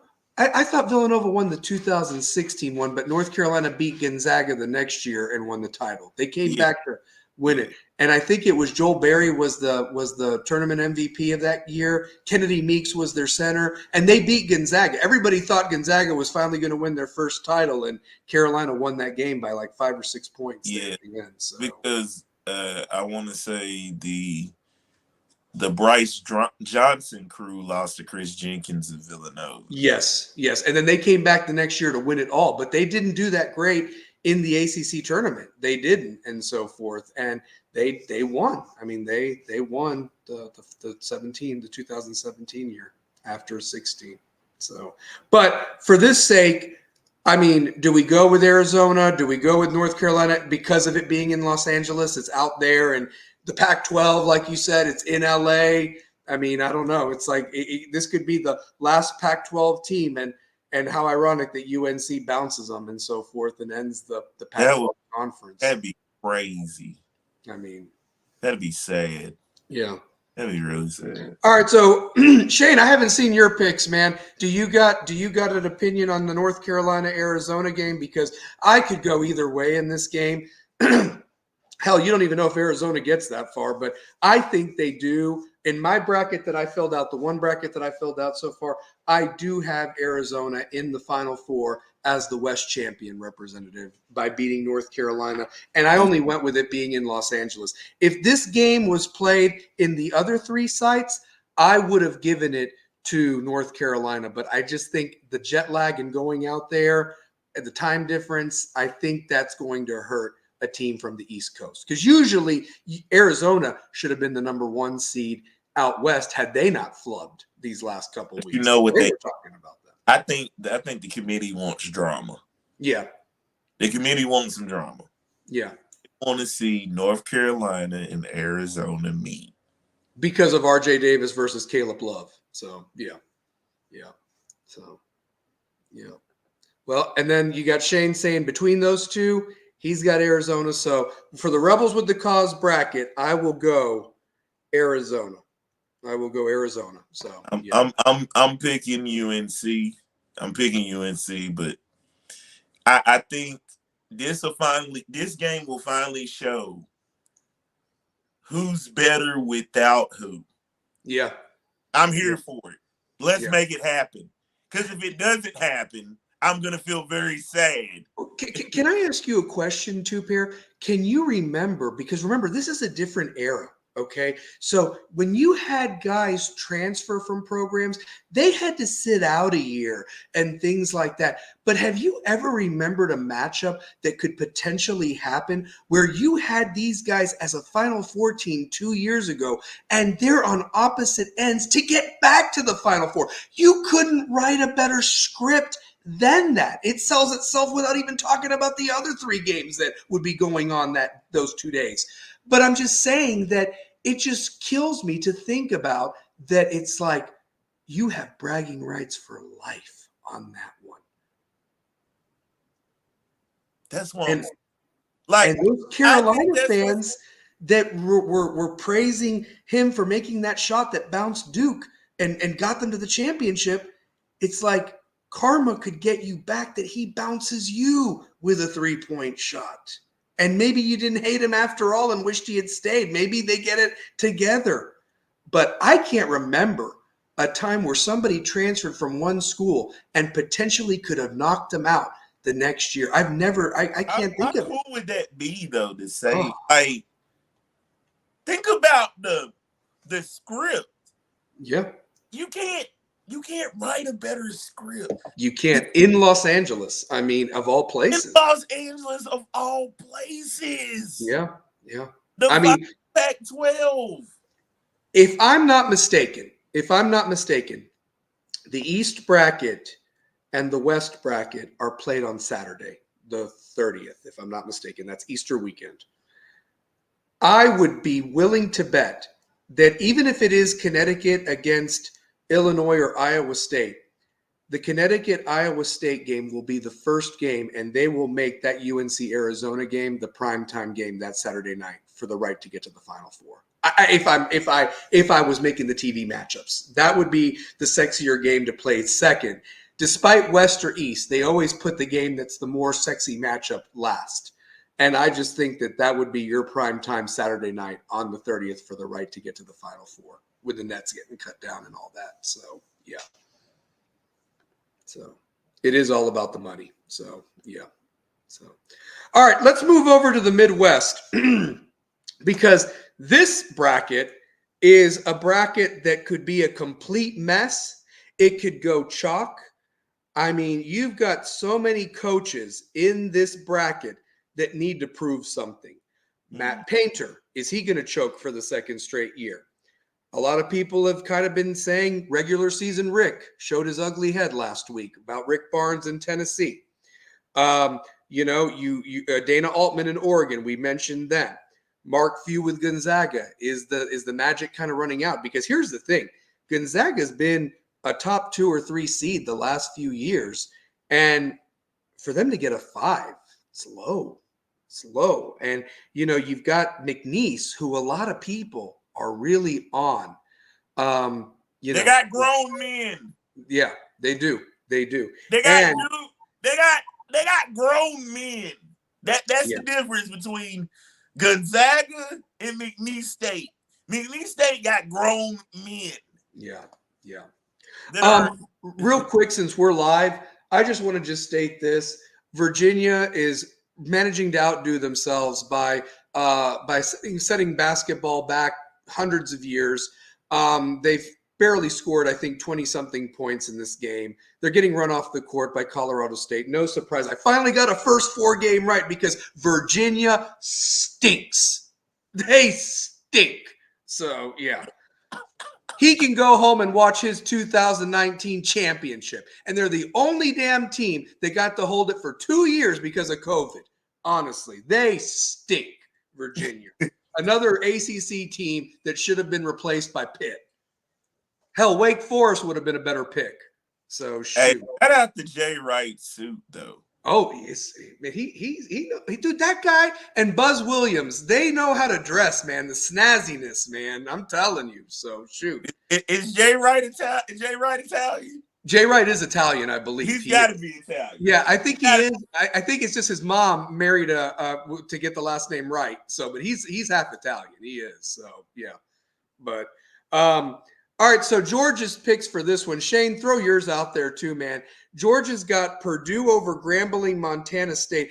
Let me ask you this. I heard Montana State is actually pretty decent for a 16 seed, or maybe I'm wrong. They won the Big Sky Conference on a controversial call. I know nobody cares about the first 4, but I picked Grambling in that game. I think Grambling could beat Montana State. I don't know. I could be wrong, but yeah, so. But either way, do we agree Purdue will win that first round game? They can't be bounced 2 years in a row. I mean, if Purdue loses in Indianapolis, come on. So, dude, Purdue, come on, Purdue. Come on, Purdue. Purdue. Glenn Robinson ain't walking through that door no more. Conzo Martin ain't walking through that door no more. Let me just say this. Ed Austin ain't walking through that door no more. To Pair, I'm not going to lie. If Purdue loses this game, to lose to a 16 2 years in a row, Matt Painter might as well just walk his ass into traffic. I'm being dead serious there in Indianapolis because he will never be allowed in West Lafayette ever again, dude. If they lose for the second straight year, and I'm going to tell you this, if that game is even remotely close in that second half, the Utah State and TCU fans will be rooting against them. And whoever was hanging out left over from the Marquette, Western Kentucky, Florida, and the Colorado Boise State winter fans hanging out still for that second session, they will all turn on Purdue in a heartbeat, honestly, no matter how many Purdue fans show up there in Indianapolis, if that game even gets to that point. But that being said, I think Purdue gets it done, and they're going to win that one. As far as Utah State TCU goes, I don't know much about Utah State. Maybe you do too, Pair. But I'll tell you this: TCU has had a couple of big wins this year in the Big 12. I saw them beat Oklahoma. They beat Kansas. They have been a pesky team. And the Big 12 conference, I think, should be more heralded based with the teams that have got in compared to the Big 10. That's just my opinion. I could be completely wrong, but that's my thought, that the Big 12 was the better conference, top to bottom, than, say, the Big 10. But I could be wrong. So Yeah, I'm a big fan of TCU. I like Emmanuel Miller, and then I love Jameer Nelson Jr. So I definitely took TCU in that regard.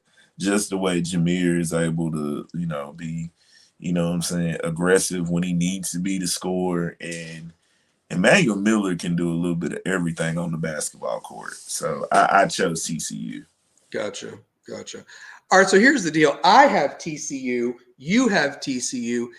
George has Utah State. Shane has Utah State. So if we have anybody else that wants to break that tiebreaker or whatever like that, because this is the show, this is the Rebels with the Cause bracket, okay? So anybody that participated in this and we win this thing, we're going all to the Final Four, whether we like each other or not. So we're going to the Final Four next year if we win the prize. And so yes, they got to state their reasons for picking Utah State. Yeah, I want a reason for Utah State or what have you like that, because those 8-9 games, man, I suck every year on those, man. I think I get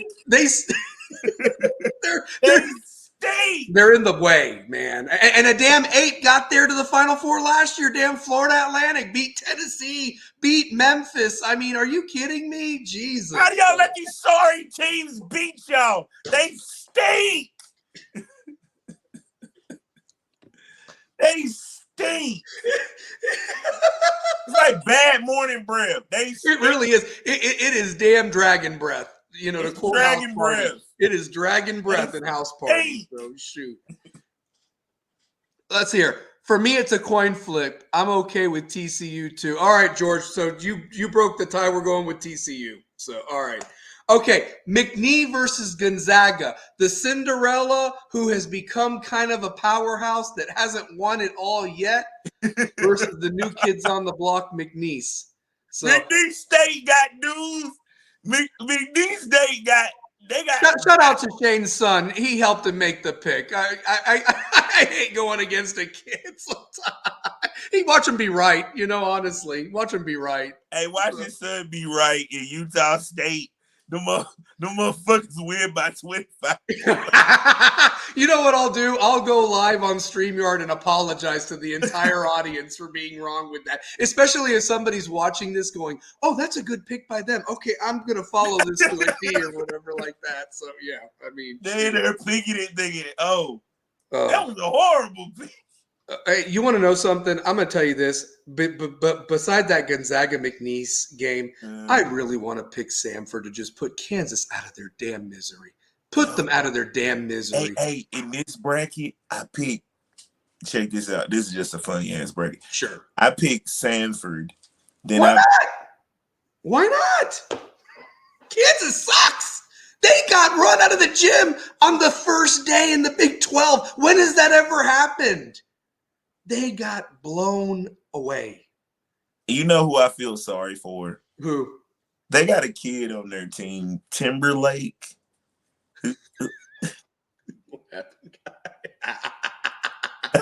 Don't get too crazy. I get it. No, I get it. So, yeah, I get it. So, but what if they do? Like, people act like it couldn't happen. Listen. It could. Listen. It could. Let me just be fair. The fact that Kansas even got a 4 seed, as bad as they've played these last 3 weeks, I don't give a damn who is out and who isn't. Preseason number one. Preseason number one. All I heard about was this. And I'm telling you, Hunter Dickinson is the biggest cancer of all time. No NBA team should even draft him unless you want somebody to carry equipment around next year. He is from a different era of basketball, and he has no place in the game.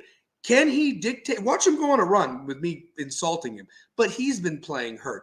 That McCullough guy, he's been out too, and they say that they're going to play. Yeah, at what percentage are you going to be good at or whatever? Sure, you'll beat a Samford, but I'm telling you this, I think Gonzaga or McNeese beats Kansas in that second round, even if Kansas gets out of the Samford thing. So, I mean, I'll pick Kansas in that one for us or what have you, but seriously, let's talk about the Gonzaga McNeese. We should even be wasting another breath on Bill Self's Jayhawks. Rock, chalk, crap, cock. That's what that is. So, yeah. Man. By the way, the score of the Colorado State-Virginia game just started in the second half is 27-14. They managed to score 14 points in 20 minutes. Two-pair, it reminds me of another team we watched this year. You know what? Because guess what? They stink. They stink. Horrible. I mean, dude, somebody should wave a diaper in front of Tony Bennett right now. Honestly, just somebody change your kid in that arena and wave it right in their face. They stink. They're terrible. But I feel like if Virginia can score a touchdown and maybe get a two-point conversion right here, they got a solid chance. Hey, where's Bronco Mendenhall? Are they going to bring him out or what? So, hey, listen. No, George has a point. Kansas gets knocked off in the round of 32 by Gonzaga. Okay. All right. So then let me ask you this. Is it Gonzaga? Is it McNeese? I mean, because let me tell you this. The trendy pick has been McNeese, it looks like, as the 12-5 matchups that I have seen. We, of course, went with Grand Canyon. The people say that usually 2 12-5 matchups or upsets happen. I have one already happening with JMU over Wisconsin to kind of skip ahead, but yeah. 12 seeds are 9-3 against number 13s. The last occurrence was the number 12 Oregon defeating the number 13 UC Irvine 73-54 in 2019. Mm-hmm. All I right. Hey. I'll tell you this. If the Gonzaga team that was really in danger of missing the tournament shows up like they were in late December, early January, then, definitely McNeese. Gonzaga has played a lot better at the right time now. I know that they lost. That game could have gone either way with them and St. Mary's the other day. But, I mean, could you imagine that their conference gets knocked out on the same day? Like, St. Mary's and Gonzaga, both 5 seeds, lose to Grand Canyon and McNeese, respectively. It's not far-fetched. So, I love the drama. I want the drama. I want the drama. Yeah.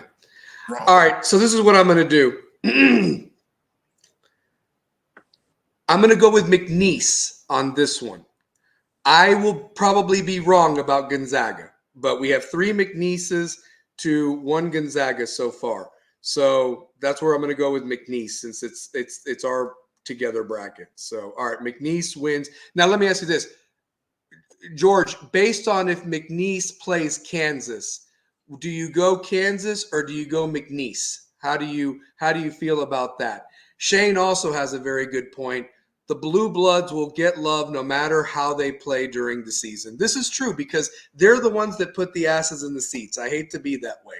I mean, last year's Final Four, you could get tickets for $20. If you have 3 Blue Bloods and somebody else in there, those tickets are going to be $2,000. So that's the truth of it. So, yeah.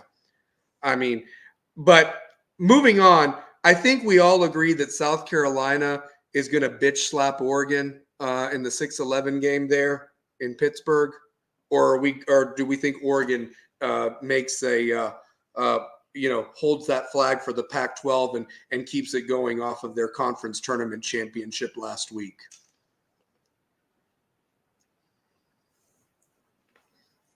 George has Kansas beating McNeese if those 2 teams played. Georgia has Kansas beat McNeese. If McNeese saw Kansas would win.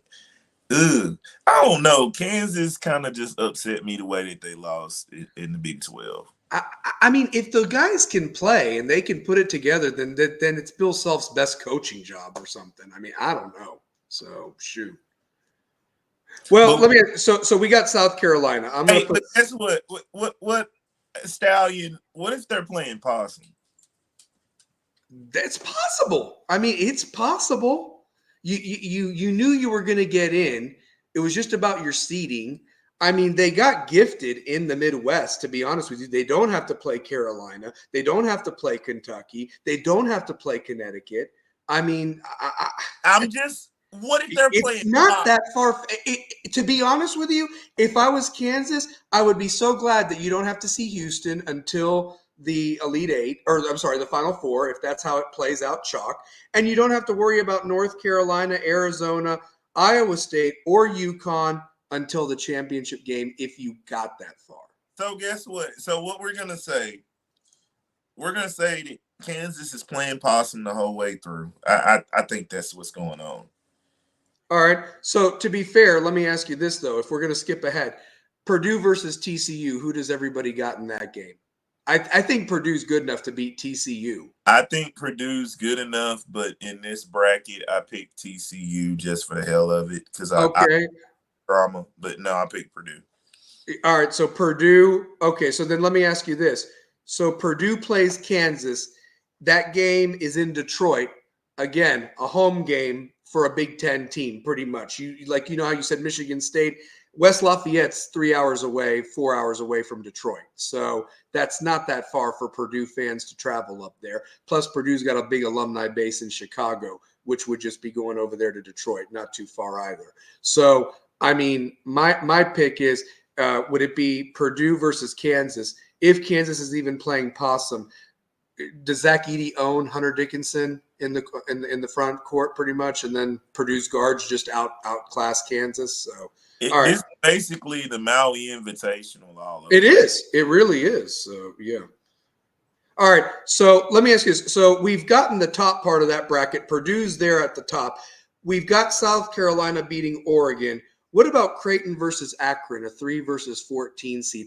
I don't see a 14 beating a 3 seed this time. So, Well, just from the way Akron beat Kent State was about to beat Akron if the guy doesn't make that foul. Like I feel sorry for that kid. Like yeah, that's that was bad. like he's gonna get replayed over and over for the rest of his life every March. Like when March rolls around, he will be known for that moment. Mm-hmm. Felt somebody shining moment. Can I tell you this too? Had he not fouled, that would have been another bubble team bounced because Kent State was the 7 seed in that conference tournament in the MAC. Yeah.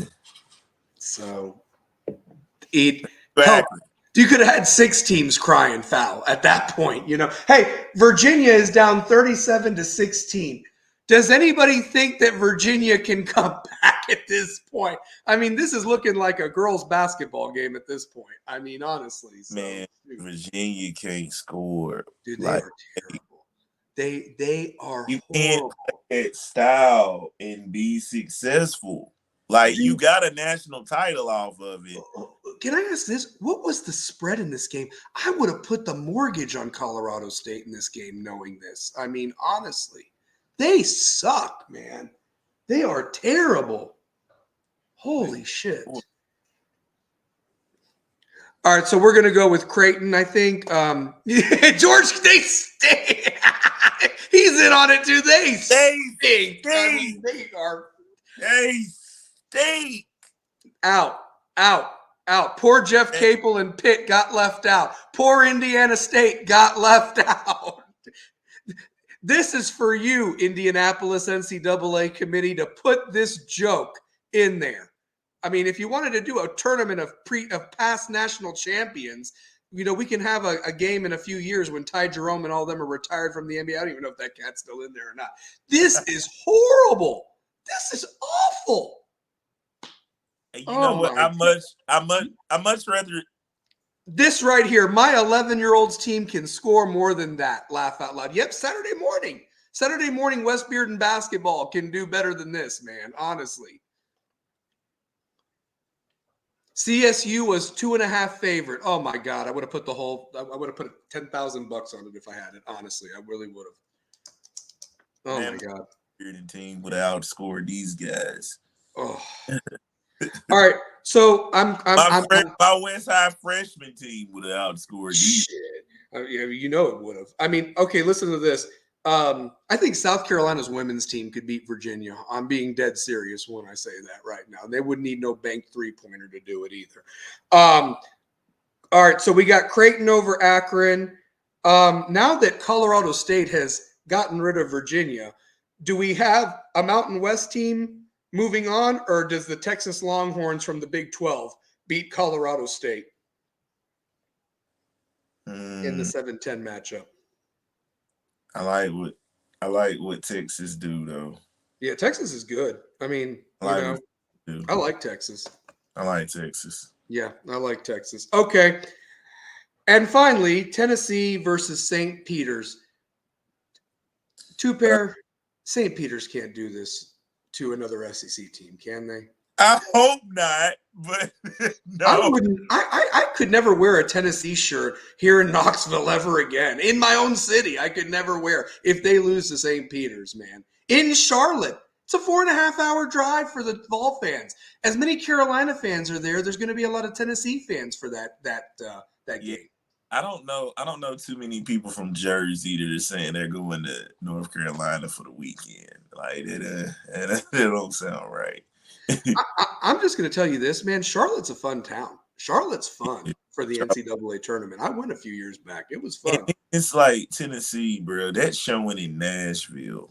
Like, how do you get punked out in Nashville? I go back to that year in 2009 where I thought Tennessee would beat Mississippi State on that SEC championship Sunday, and they lost. You know, it was 2009 or what have you. And I was like, how does this happen? How does this happen? And it happened. You know, so George is right. If St. Peter's wins, you guys will cry all tournament long. Yeah. I mean, it would be like terrible. It would be awful. Dude, if they do that again, there's no way on God's green earth. Yeah, Tennessee, I hope, but who knows with the way the tournament went the other day. Yeah, I mean, that was as disappointing of a game that could have been. It was like Knoxville moved to Nashville for the SEC tournament. And by the end of the day, Kentucky and Tennessee were selling their tickets because they weren't there anymore for Saturday, Sunday. I mean, what the hell? I ain't never What the hell? I never seen anything like it. The opening day of the tournament, the quarterfinals on a Friday. Yeah. Friday, Saturday, Sunday. You really just told the fans back home we're not fit for postseason play. Like we're just good in the regular season. I'm going to tell you this.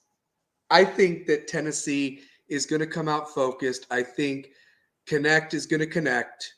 And God, please, where is the milk carton for Santiago Vescovi? I mean, where on earth is Santiago? Not Carmen Sandiego. Where on earth is Santiago Vescovi? Bench Santi Vescovi. Bench him. He's giving you 27 points in 7 games. Bench him. He stinks. He stinks, man. He's the guy that was the dude last year. No, not the, and Josiah James. What is going on? Once upon a time, you were a 5-star. This is it. Where's he at? Where is Josiah James? Another guy on a milk carton missing right now. But Josiah does a little bit of everything. Vescovi does. I feel like the seniors have something to prove. Yeah. I think they have something to prove because the thing is, I think we're helping them more than they know it by saying all of this right now because it's going to come back and they're going to be inspired and they're going to go out the way seniors are. Like, this is my thing. If you are a senior at this point and you're not, and you get bounced, like your legacy is not that. Be like the senior class. Be like the senior class of the Jerron Maymans. You know what I mean? remember Be that. I be that remember type of that. senior I class. remember that actually. So yeah. Well, let me ask you this. So I'm going to go Tennessee. Tennessee beats St. Peter's. I think that Tennessee gets it done. Now you've got Tennessee versus Texas, and the storyline that CBS is salivating is Rick Barnes going, who's the real UT, who's the real Orange, future SEC matchup next year, every year from here on out. So so many storylines. Does Rick Barnes get it done over Texas? I think Tennessee matches up well with Texas, actually. And I've got Tennessee going to that Sweet 16 game. The thing, I like Creighton over South Carolina. George likes South Carolina over Creighton. Shane, what do you got? Do you think it's going to be an all SEC Sweet 16? I mean, that's kind of crappy that South Carolina got put there to play Tennessee in the Sweet 16. I think conference matchups should not happen at least until the Elite Eight. Now, if you've got 9 or 10 bids, that's a different story. You're going to have somebody there. But it's like, damn, Tennessee would have to play South Carolina again in the Sweet 16 in Detroit. I mean, that would be. You know why? Here's why they do this. Tennessee beat South Carolina to win the regular season outright title. Yeah. In South Carolina. Mm-hmm. Yeah. If you see South Carolina again, that will mean Tennessee being the 2 seed, South Carolina being the 6 seed. And then if South Carolina wins, that's one of those that's good for the conference. It is. Yeah. But because Lamont Paris, what he's done over in South Carolina. Yeah.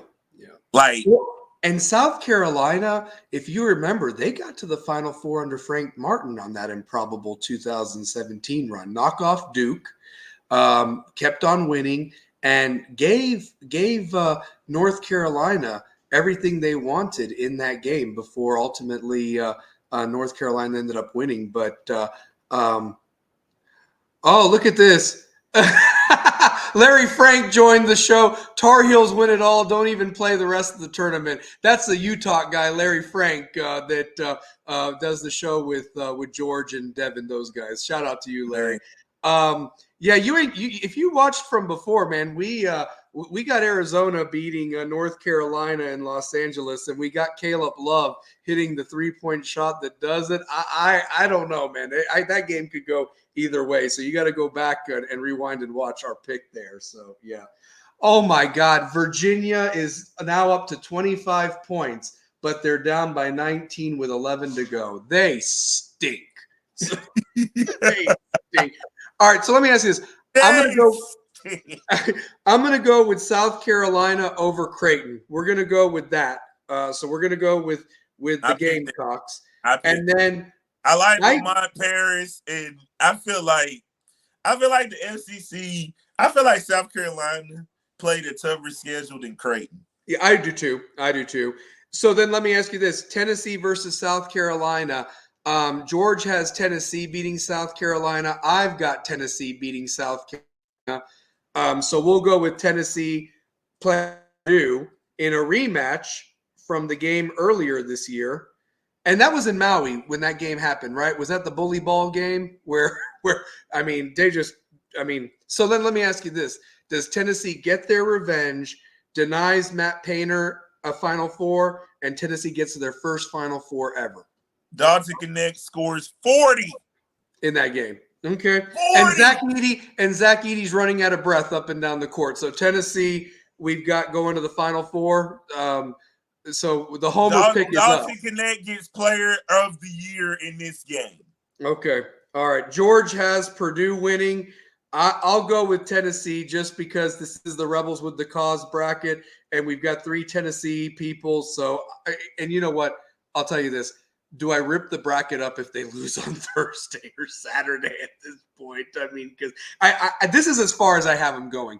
I think whoever comes out of the South ultimately beats Tennessee. I'd love to see them in the national championship game, but I just think that this is as far as I've got Tennessee going in the bracket because the team out of the South who I have has shown to have beaten Tennessee before. So that's the thing. So, I mean, so let's get to that. Let's get to the South region. Houston and Longwood. Do we all agree Houston's going to win that game? Yeah. Okay. All right. All right. We talked about it earlier. Nebraska versus Texas A&M. I've got A&M, even though Nebraska does have some scores. But I like the SEC in this one. I think the SEC is a better conference than the Big Ten. Wade Taylor. Wade Taylor. Wade Taylor. All right. I'm going with star power. Okay. Give me Wade Taylor. Well, and give me Buzz Williams with his mafia suit. So yeah. All right. Then let me ask you this: Wisconsin versus James Madison. I've got the Dukes upsetting Wisconsin. Everybody's jumping up and down about Wisconsin. I think JMU could be that Cinderella that gets to the Sweet 16 at least, honestly. Yes, I think James Madison. Yeah, I like James Madison. Hell, I think James Madison could beat Duke. Dude, Vermont could beat Duke. Are you kidding me? That's another team that stinks. They are so soft. That is one of the softest teams I've seen all year. And on top of it, they were preseason number 2. So you have 1, 2, and 5 that were all disappointments, and they were in the Champions Classic. What Champions Classic, man? That was laurels of the past or whatever there. I mean, Vermont could beat Duke technically, but I think Duke beats Vermont because Vermont don't have anybody that can handle Kyle Filipowski. That's the thing. So, but I could see JMU running Duke off the court, especially if Duke's not hitting 3-pointers. So live by the 3, die by the 3, honestly. So, and here's the other thing too. I got Texas Tech beating NC State. As nice of a little run as that was last week for NC State, I think Texas Tech's defense is just going to bother them like crazy, honestly. I really do. So, yeah. So I've got Texas Tech. Let's see here. Kentucky versus Oakland. Do we have Kentucky losing in the first round, or do we got Oakland, or do we got Kentucky rolling on with those fabulous freshmen of theirs? Rob Dillingham, Reed Shepherd. Rob Dillingham, Reed Shepherd. Rob Dillingham, Reed Shepherd. Reed Shepherd is playing himself into being a lottery pick right now. Reed Shepherd. I like Kentucky. I like Kentucky all day. I love the North Carolina fan throwing the screw Duke. Go Vermont. Go Catamounts. Kentucky wins. Kentucky. I like that. That's very true. So, yeah. All right. So we got Kentucky. All right. Okay. Florida versus the Colorado Boise State winner. That leg injury to that center for Florida was nasty, man. I saw that live and I was like, oh my God, I couldn't even rewind it. And then like there was blood on his calf. I mean, it was a true compound fracture. They had to do emergency surgery that night at Vanderbilt. Thank God they were at Vanderbilt Hospital of all places. So yeah. I like Florida though, man.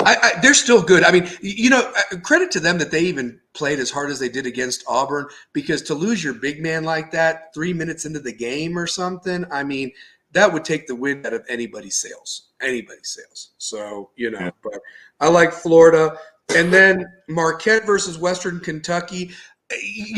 Western Kentucky has the stupidest mascot of all time. It's like, what is that? Hilltopper. But what is that? Is that a blob? Is that the blob from the movie The Blob? Is that Pat from Saturday Night Live? You don't know what it is? It's Pat. I mean, what is that? What is honestly? Does anybody know what a hilltopper is? I don't know, but it looks like a turd. It looks like Mr. Hanky got fat from South Park and walks around and now turned red or something like that. Honestly, that's what it looks like. Mr. Hanky walking around, honestly. So, yeah. We got the Swamp Lizards winning Florida. I think Marquette, and apparently Marquette had a kid that can shoot the lights out. He's a southpaw. His name escapes me, but he's been out, and that's why they haven't been as hot as of late. But he's supposed to be back, ready to go for the tournament, and a lot of people have Marquette going to at least the Sweet 16 before ultimately losing Kentucky, and that's what I have. I have Kentucky beating Marquette to at least get to the Elite Eight. Dillingham and crew, like you said. That's what I've got. I've got Kentucky beating Texas Tech. and I've got Marquette beating Florida. So I I don't know what you got. I like a Florida Kentucky matchup though. A great ending to a hot date equals a hilltop. We got some Rebels with a Cause after dark stuff now. So That's shoot. yeah. Oh my God. So, all right. So here we go. So, yeah, I agree with George on this one. If anybody disagrees, let me know. So we agree that JMU will bounce Duke. Um, I think Houston's good enough to beat Texas A&M. I do. I could be wrong. I don't know. I mean, what do you think? Who's that now? Houston and Texas A&M. I think Houston's good enough to beat Texas A&M, but Houston's good enough to beat Texas A&M, but Texas A&M matches up with Houston. and Houston's big man's out. Houston doesn't have. That's what I'm saying. If Henry Coleman and Houston's guard or and Texas A&M's guards crash the boards, it could be a long night. It could be another Iowa State thing But for you Houston. know what team I wish would have I wish Mississippi State would have been in that South bracket. Yeah. Oh man. You want to talk about I would have loved to see Do that. you want to know why they didn't do that? Because that would have virtually been a home game in Memphis for Mississippi State against Houston. So you'd not really be rewarding the one seed and giving a geographical location advantage to Mississippi State because Starkville, I think, is 3 hours away from Memphis, maybe, while Houston is, a couple states away. But again, I mean, yeah. So, um, So what do you think, two pair? We'll go with Houston for the Rebels with the Cause bracket or what have you. And Absolutely. then Houston versus JMU. I guess Houston would beat JMU at that point. I think that the Houston defense would be a little too much for JMU at this point. What do you think? Yeah, I think Houston's backcourt with Shed, he just plays it just a well tempo and just the way they get after it, man. I like LJ Cryer as well. But Jamal Shade, he can just lock up guys, man, and great distributor of the ball, great facilitator. But their last few games, that Iowa State game just left a bad taste in a lot of people's mouth, though. Yeah. It just did. Like I mean, nobody. two pair. It's going to be interesting. I mean, I'm not saying Longwood could beat Houston, but how do you recover from that game in 6 days?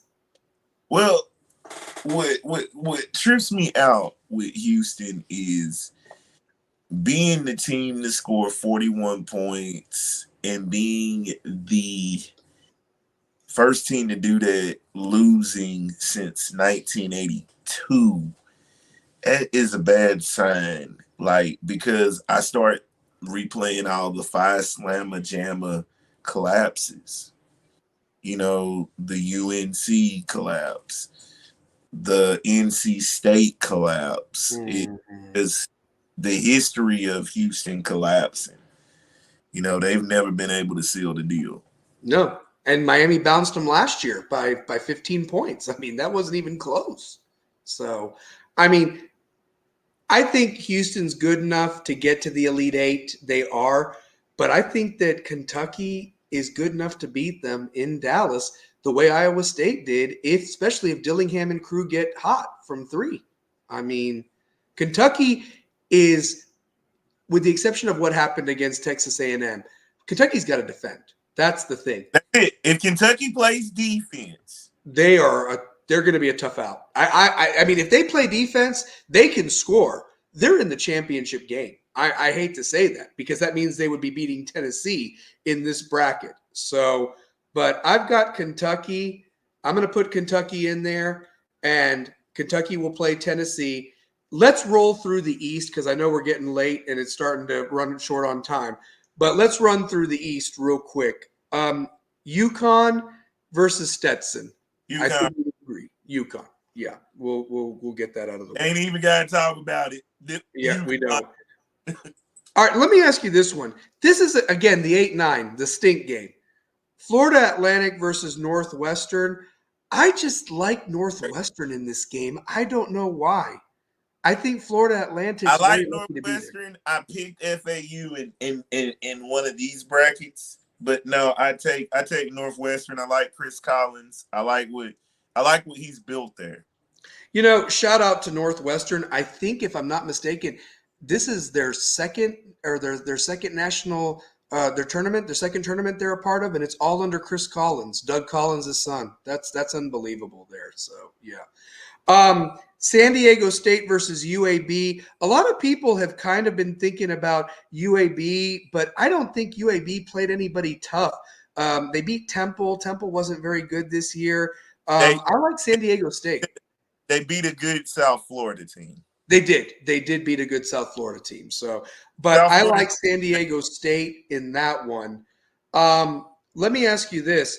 I think Auburn beats Yale. If anybody has a problem with that, let me know. Very rarely does an Ivy League school win, with the exception of what happened last year. Again, that was against Virginia, if I'm not mistaken. So Auburn. What about BYU versus Duquesne? The Duquesne Dukes. That's that 6-11 matchup down there. I like BYU personally, but I like BYU because of Mark Pope, but you know that this Duquesne team is coached by LeBron's former high school coach at St. Vincent St. Mary. Oh wow, okay, all right. So this one's kind of I be feeling like a lot of destiny could be rolling with that because he's set to retire after this tournament. I like this. Bet on the Mormons. They got nothing else. I mean, come on. So Steve Sarkisian. So And no, BYU can't play on Sundays. that's right. That's right. So that's why that game was on Saturday. Or well, sorry, it would be Thursday. Then they play Saturday, if I'm not mistaken. So okay, that makes sense. So all right, Illinois versus Morehead State. As much as I like Morehead, I've got to go with Illinois to win that game, honestly. You know, as much as I like Morehead because that was a school I was going to go to just because of the name of the school, Morehead State. I'm still gonna say. Can I just say this? Can I just be real? But I really wanted to go to Morehead State when I was in school. I thought they had a great basketball sports type program. Listen, Shane will echo me on this, but realistically, there should be more head going on because the world would be a lot happier place. No war, no fighting, Morehead and love. Shane McGee, we all love Morehead, absolutely. But in this case, Illinois, the Illini, who I'm surprised they haven't been made to change their mascot name with the Indian and all that and so forth. But I've got the Fighting Illini winning that one and so forth for sure. The Fighting Illini looked incredible in the beginning. Larry Frank just. Hey. Rebels with a cause after dark, ladies and gentlemen. Rebels with a cause after dark, I'm telling you. So let's see here. Washington State against Drake. Okay, I got a funny quick story because I know we're running short on time. Drake last year had a guy that looked like Screech's love child. Rest in peace, Dustin Diamond. And he was talking so much smack, and Miami came back and beat them. So I actually took a picture of Screech on the post, and I go, "You ain't dancing and laughing now. Go Miami," or whatever, and so forth. But anyway, I think he's still on that Drake team, and I've got Drake upsetting the Cougars, one less Pac-12 team in the dance, unfortunately. So, what do you got? Washington State. No way does the Pac-12 go down like this. All right. What does everybody else have? Does it? I got somebody. I don't like Drake because I think of the rapper Go Cougar. I think of a rapper. Old Jimmy Graham in his wheelchair. So shoot. Let's see here. All right. I'm gonna go. I'm gonna go with Drake. We have more Drake than Washington State. Iowa State versus South Dakota State. I like Iowa State, man. They did not. I thought that the overall number one seed was supposed to be rewarded with the weakest number two. I don't think Iowa State's the weakest number 2, man. That's ridiculous right there that Connecticut got placed with them. If chalk holds and so forth. So yeah, but we got Iowa State for Shane, Cyclones for Larry. I think George Diaz even has Iowa State getting to at least the Sweet 16. So I'm going to put Iowa State. I think we all agree Illinois beats BYU. Between Auburn and San Diego State, what does everybody got? I've got Auburn winning that game. So I like Auburn because Auburn got a little bit more dynamics in San Diego State. It's like Auburn can't play San Diego's pace. If Auburn plays San Diego's pace, San Diego State will upset Auburn. Yeah.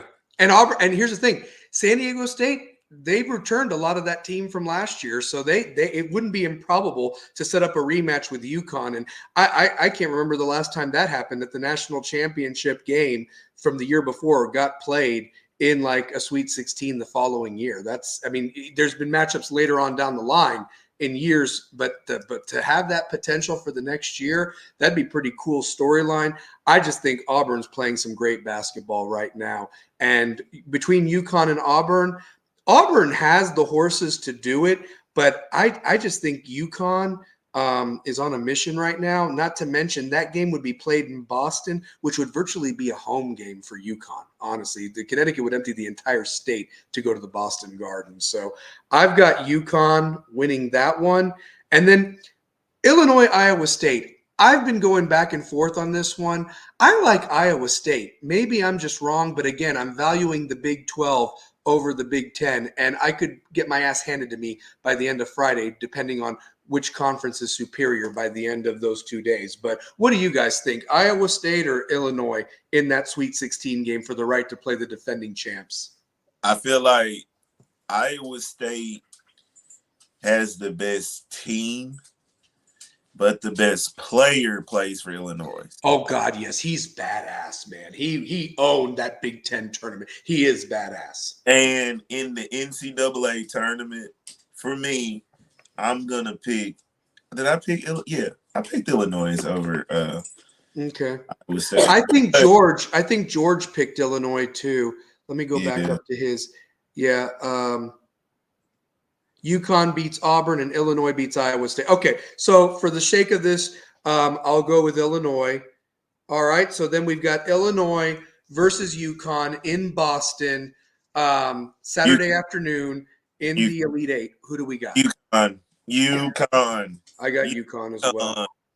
Yeah, I got UConn. Because Bobby Hurley's going to give that speech saying, do you think that they are better than us? Like, that they have a certain swagger. I feel like UConn is going to win the national title. Dude, can I just say this? Listen to me. I wanted to say something at the beginning of the show, but I didn't want to offend anybody, but I guess I'm going to do it anyway. This could potentially be the UConn Invitational Tournament with UConn and 69 other teams. And truth be told, we're not even talking about women's basketball like we used to with Gino Auriemma. It was the UConn Invitational, and all those nice little teams jumped up and down, had their, and UConn won it every damn year. Whether it was Breonna Stewart, that Tina Charles, all of them. They won it every damn year. Maya Moore, Elena Del Don, all of them. Rebecca Lobo, damn Sue Bird. I mean, all of them. Sue Bird. Yeah. Diana Taurasi, all of them. They won it every damn year, it felt like. So, all right. So then here's the deal. So we've got UConn. Now, this is the Rebels for a Cause bracket, Larry. You could have been in earlier, and because Two Pair's a big North Carolina fan too. You guys could have outvoted the people that picked Arizona, and we could have North Carolina in this bracket. But here's the deal: I picked North Carolina because, hey, I promise I'm here for the drama. Yeah. If Caleb Love goes 1 for 15 against North Carolina, Oh, you don't understand how happy I Listen, will be. Oh my God. Let me tell you what I do to my man. Oh my, oh, that would be great drama. here's my That question. would be phenomenal drama. Listen, not to bring up a sore memory for North Carolina fans, but do you remember when Randolph Childress like shook? I don't know who he was going up Jeff against. McGinnis. Yeah, McGinnis, and he kind of like waved to him and said, "Wait, come back, come back," and then he shoots the three. What if RJ Davis does that to Caleb Love in that game? Like just like wait, hey, no, come here, Caleb, or whatever, and just buries a three right in his face. And RJ Davis has a Randolph Childress game like that against Caleb Love or what have you. So yeah. I would love it. Yeah. Love it. Yeah. Yeah. All right. So here's the deal. In this bracket, we've got UConn versus Arizona. I think UConn would be too much for Arizona. Could North Carolina beat UConn? I think North Carolina is probably the team built to beat Connecticut. Yes. I agree with that. But for this matchup, built to beat UConn. yes, they have the size to match Klingham inside, and they've got the guard play with Kadu and RJ Davis. And if Cormac Ryan is as hot as on fire as he was against Duke, you know, they would beat ultimately Connecticut. And here's the thing, that game is in Phoenix. So here's the thing. If Arizona gets to the Final Four, that's a home game for them. I mean, Tucson's only an hour and a half away from Phoenix. So does that help Arizona, or is Connecticut just too much no matter where that game is played against Arizona? So, yeah. But how cool would it be if Arizona won in Phoenix and with the last Pac-12? And then what is it? Is it the 27-year anniversary when Bibby and Miles Simon won it in '97? It would be 27 years since that would be crazy. Simon Says Championship, one of the best calls ever by Jim Nantz. So yeah. Hey, what about that real quick? First tournament, Jim Nantz is not calling. It's now Ian Eagle and Bill Rafferty and Grant Hill being the main guys calling it, with Tracy Wolfson on the sideline. No Jim Nantz. First tournament in 30-something years. Oh my gosh, it's crazy. Yeah. Like, and I like Ian. I mean, Ian does a good job, but Jim Nantz, oh my God, the calls he's made when a team wins the championship. So yeah. Jim Nantz is one of the greatest to ever do it. All right, so then let me ask you this. So in our bracket, we've got UConn, Arizona, Kentucky versus Tennessee. So do we have a UConn versus Kentucky matchup? Do we have a UConn versus Tennessee matchup in the championship that's happened many times in women's basketball? That'd be hilarious if Connecticut and Tennessee played men's for a national championship after all those years of Pat and Gino going at it or whatever. Hey, what if they won it for Pat? That would be something. And gave the biggest FU to Gino Auriemma from Knoxville or whatever like that. So have Tyler Summit present him with a trophy or something like that. So, yeah.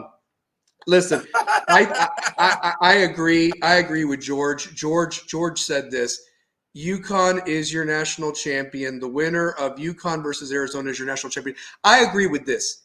Whoever comes out of Arizona, North Carolina, and Connecticut, those three teams, I truly believe will be your national champion, because I think that side is tougher from top to bottom than anybody on the right side. Kentucky, Tennessee, Purdue, Houston, whomever. I just think that that's what happens. So I will go with UConn and Kentucky versus Tennessee. I know that we've got a lot of Tennessee people here, but if Kentucky and Tennessee played in the Final Four, who does everybody have? I know George has Purdue beating Kentucky, but if Kentucky played Tennessee in Phoenix on Saturday night in a couple of weeks, who do you have ultimately winning that game? A senior lad in Tennessee, or do the fabulous freshmen from Kentucky try to take on UConn? So, hey, you know what? Larry Frank's got Tennessee. George goes with Tennessee. So, all right. So we're going to go with Tennessee against Connecticut in this bracket. And then it seems like everybody agrees, as nice of a run it would be for Tennessee to get to that championship game, and stranger things have happened. I just think if UConn gets there after beating a Carolina or an Arizona, I think UConn cuts down the nets and goes back-to-back, baby. That's been the theme, man. West Rebels went back-to-back. Fulton and Alcoa back-to-back. The Chiefs went back-to-back. I think Connecticut goes back-to-back. What's the score? How many points? Because I have to put how many points goes in there and so forth that the two teams combine for. Are we calling this the year of the back-to-backs? We are calling this the year of the back-to-back. And then West will start the three-peat starting in the fall. In 5A. So, because truth be told, I mean, we've been champs for 473 days and counting. So, we are the Roman Reigns of 5A football in Tennessee. So, that's what it is. So, George says 162. Anybody else got a different number? 162 sound good between the two teams? Yeah, sounds good. All right, we'll go with 162 then. So, okay. All right. Well, here it is, ladies and gentlemen. The Rebels with the Cause bracket. This is what it's going to be. So I will enter this tomorrow on the ESPN Tournament Challenge. Call it the Rebels with the Cause bracket. And if we should win, everybody that participated in this, we will all be going to the Final Four next year. And I believe Vegas is hosting the Final Four next year. That is going to be damn fun if that happens, by the way. We're in Vegas. Count me in. Count me in. We're going to be in Count Vegas. me in. Count me in for Vegas in the Final Four next year. So if we win this bracket. So, guys, I know it's been a longer than usual show. Thank you for everybody that is tuned in, everybody that's participated. We've had so many laughs tonight, so much in such a show. So, I'm so much crammed in there. I'll be in Vegas in July, my man, honestly. So, Larry Frank, wait a minute. I got to get this in here. If North Carolina loses, I riot. Man, I'll tell you this. They've got a path. It's up to them to kind of get it done, to be honest. Shane McGee goes, all of us in Vegas would be interesting. It'd be the damn Hangover, dude. Are you kidding me? We may not even make it to whatever that stadium is called there that the Raiders play in, where the games would happen. So it'd be amazing. So yeah.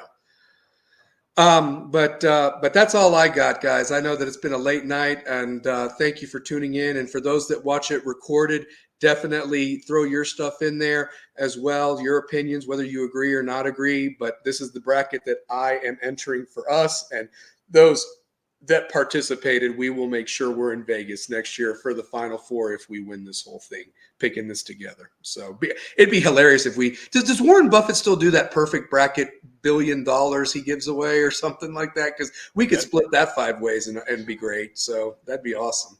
Doing that, man. I'd take that. So thank you. Oh, here we go. If we go to Vegas, who gets more head from a hilltopper? The answer to that question will be answered on April 5th of next year. So we will answer that one will be tabled till next year, actually. So yeah. Rebels with a Cause after dark. You got to love it. So real quick, just so I'm just clear, we put this at the beginning of the show. I'm going to put this at the end of the show just in case I piss off anybody, because you know this face, it pisses off everybody. I am the Eric Bischoff of Rebel West High football. I really am. So I might even come out to that for every game this year. I'm bad and I'm badder than ever.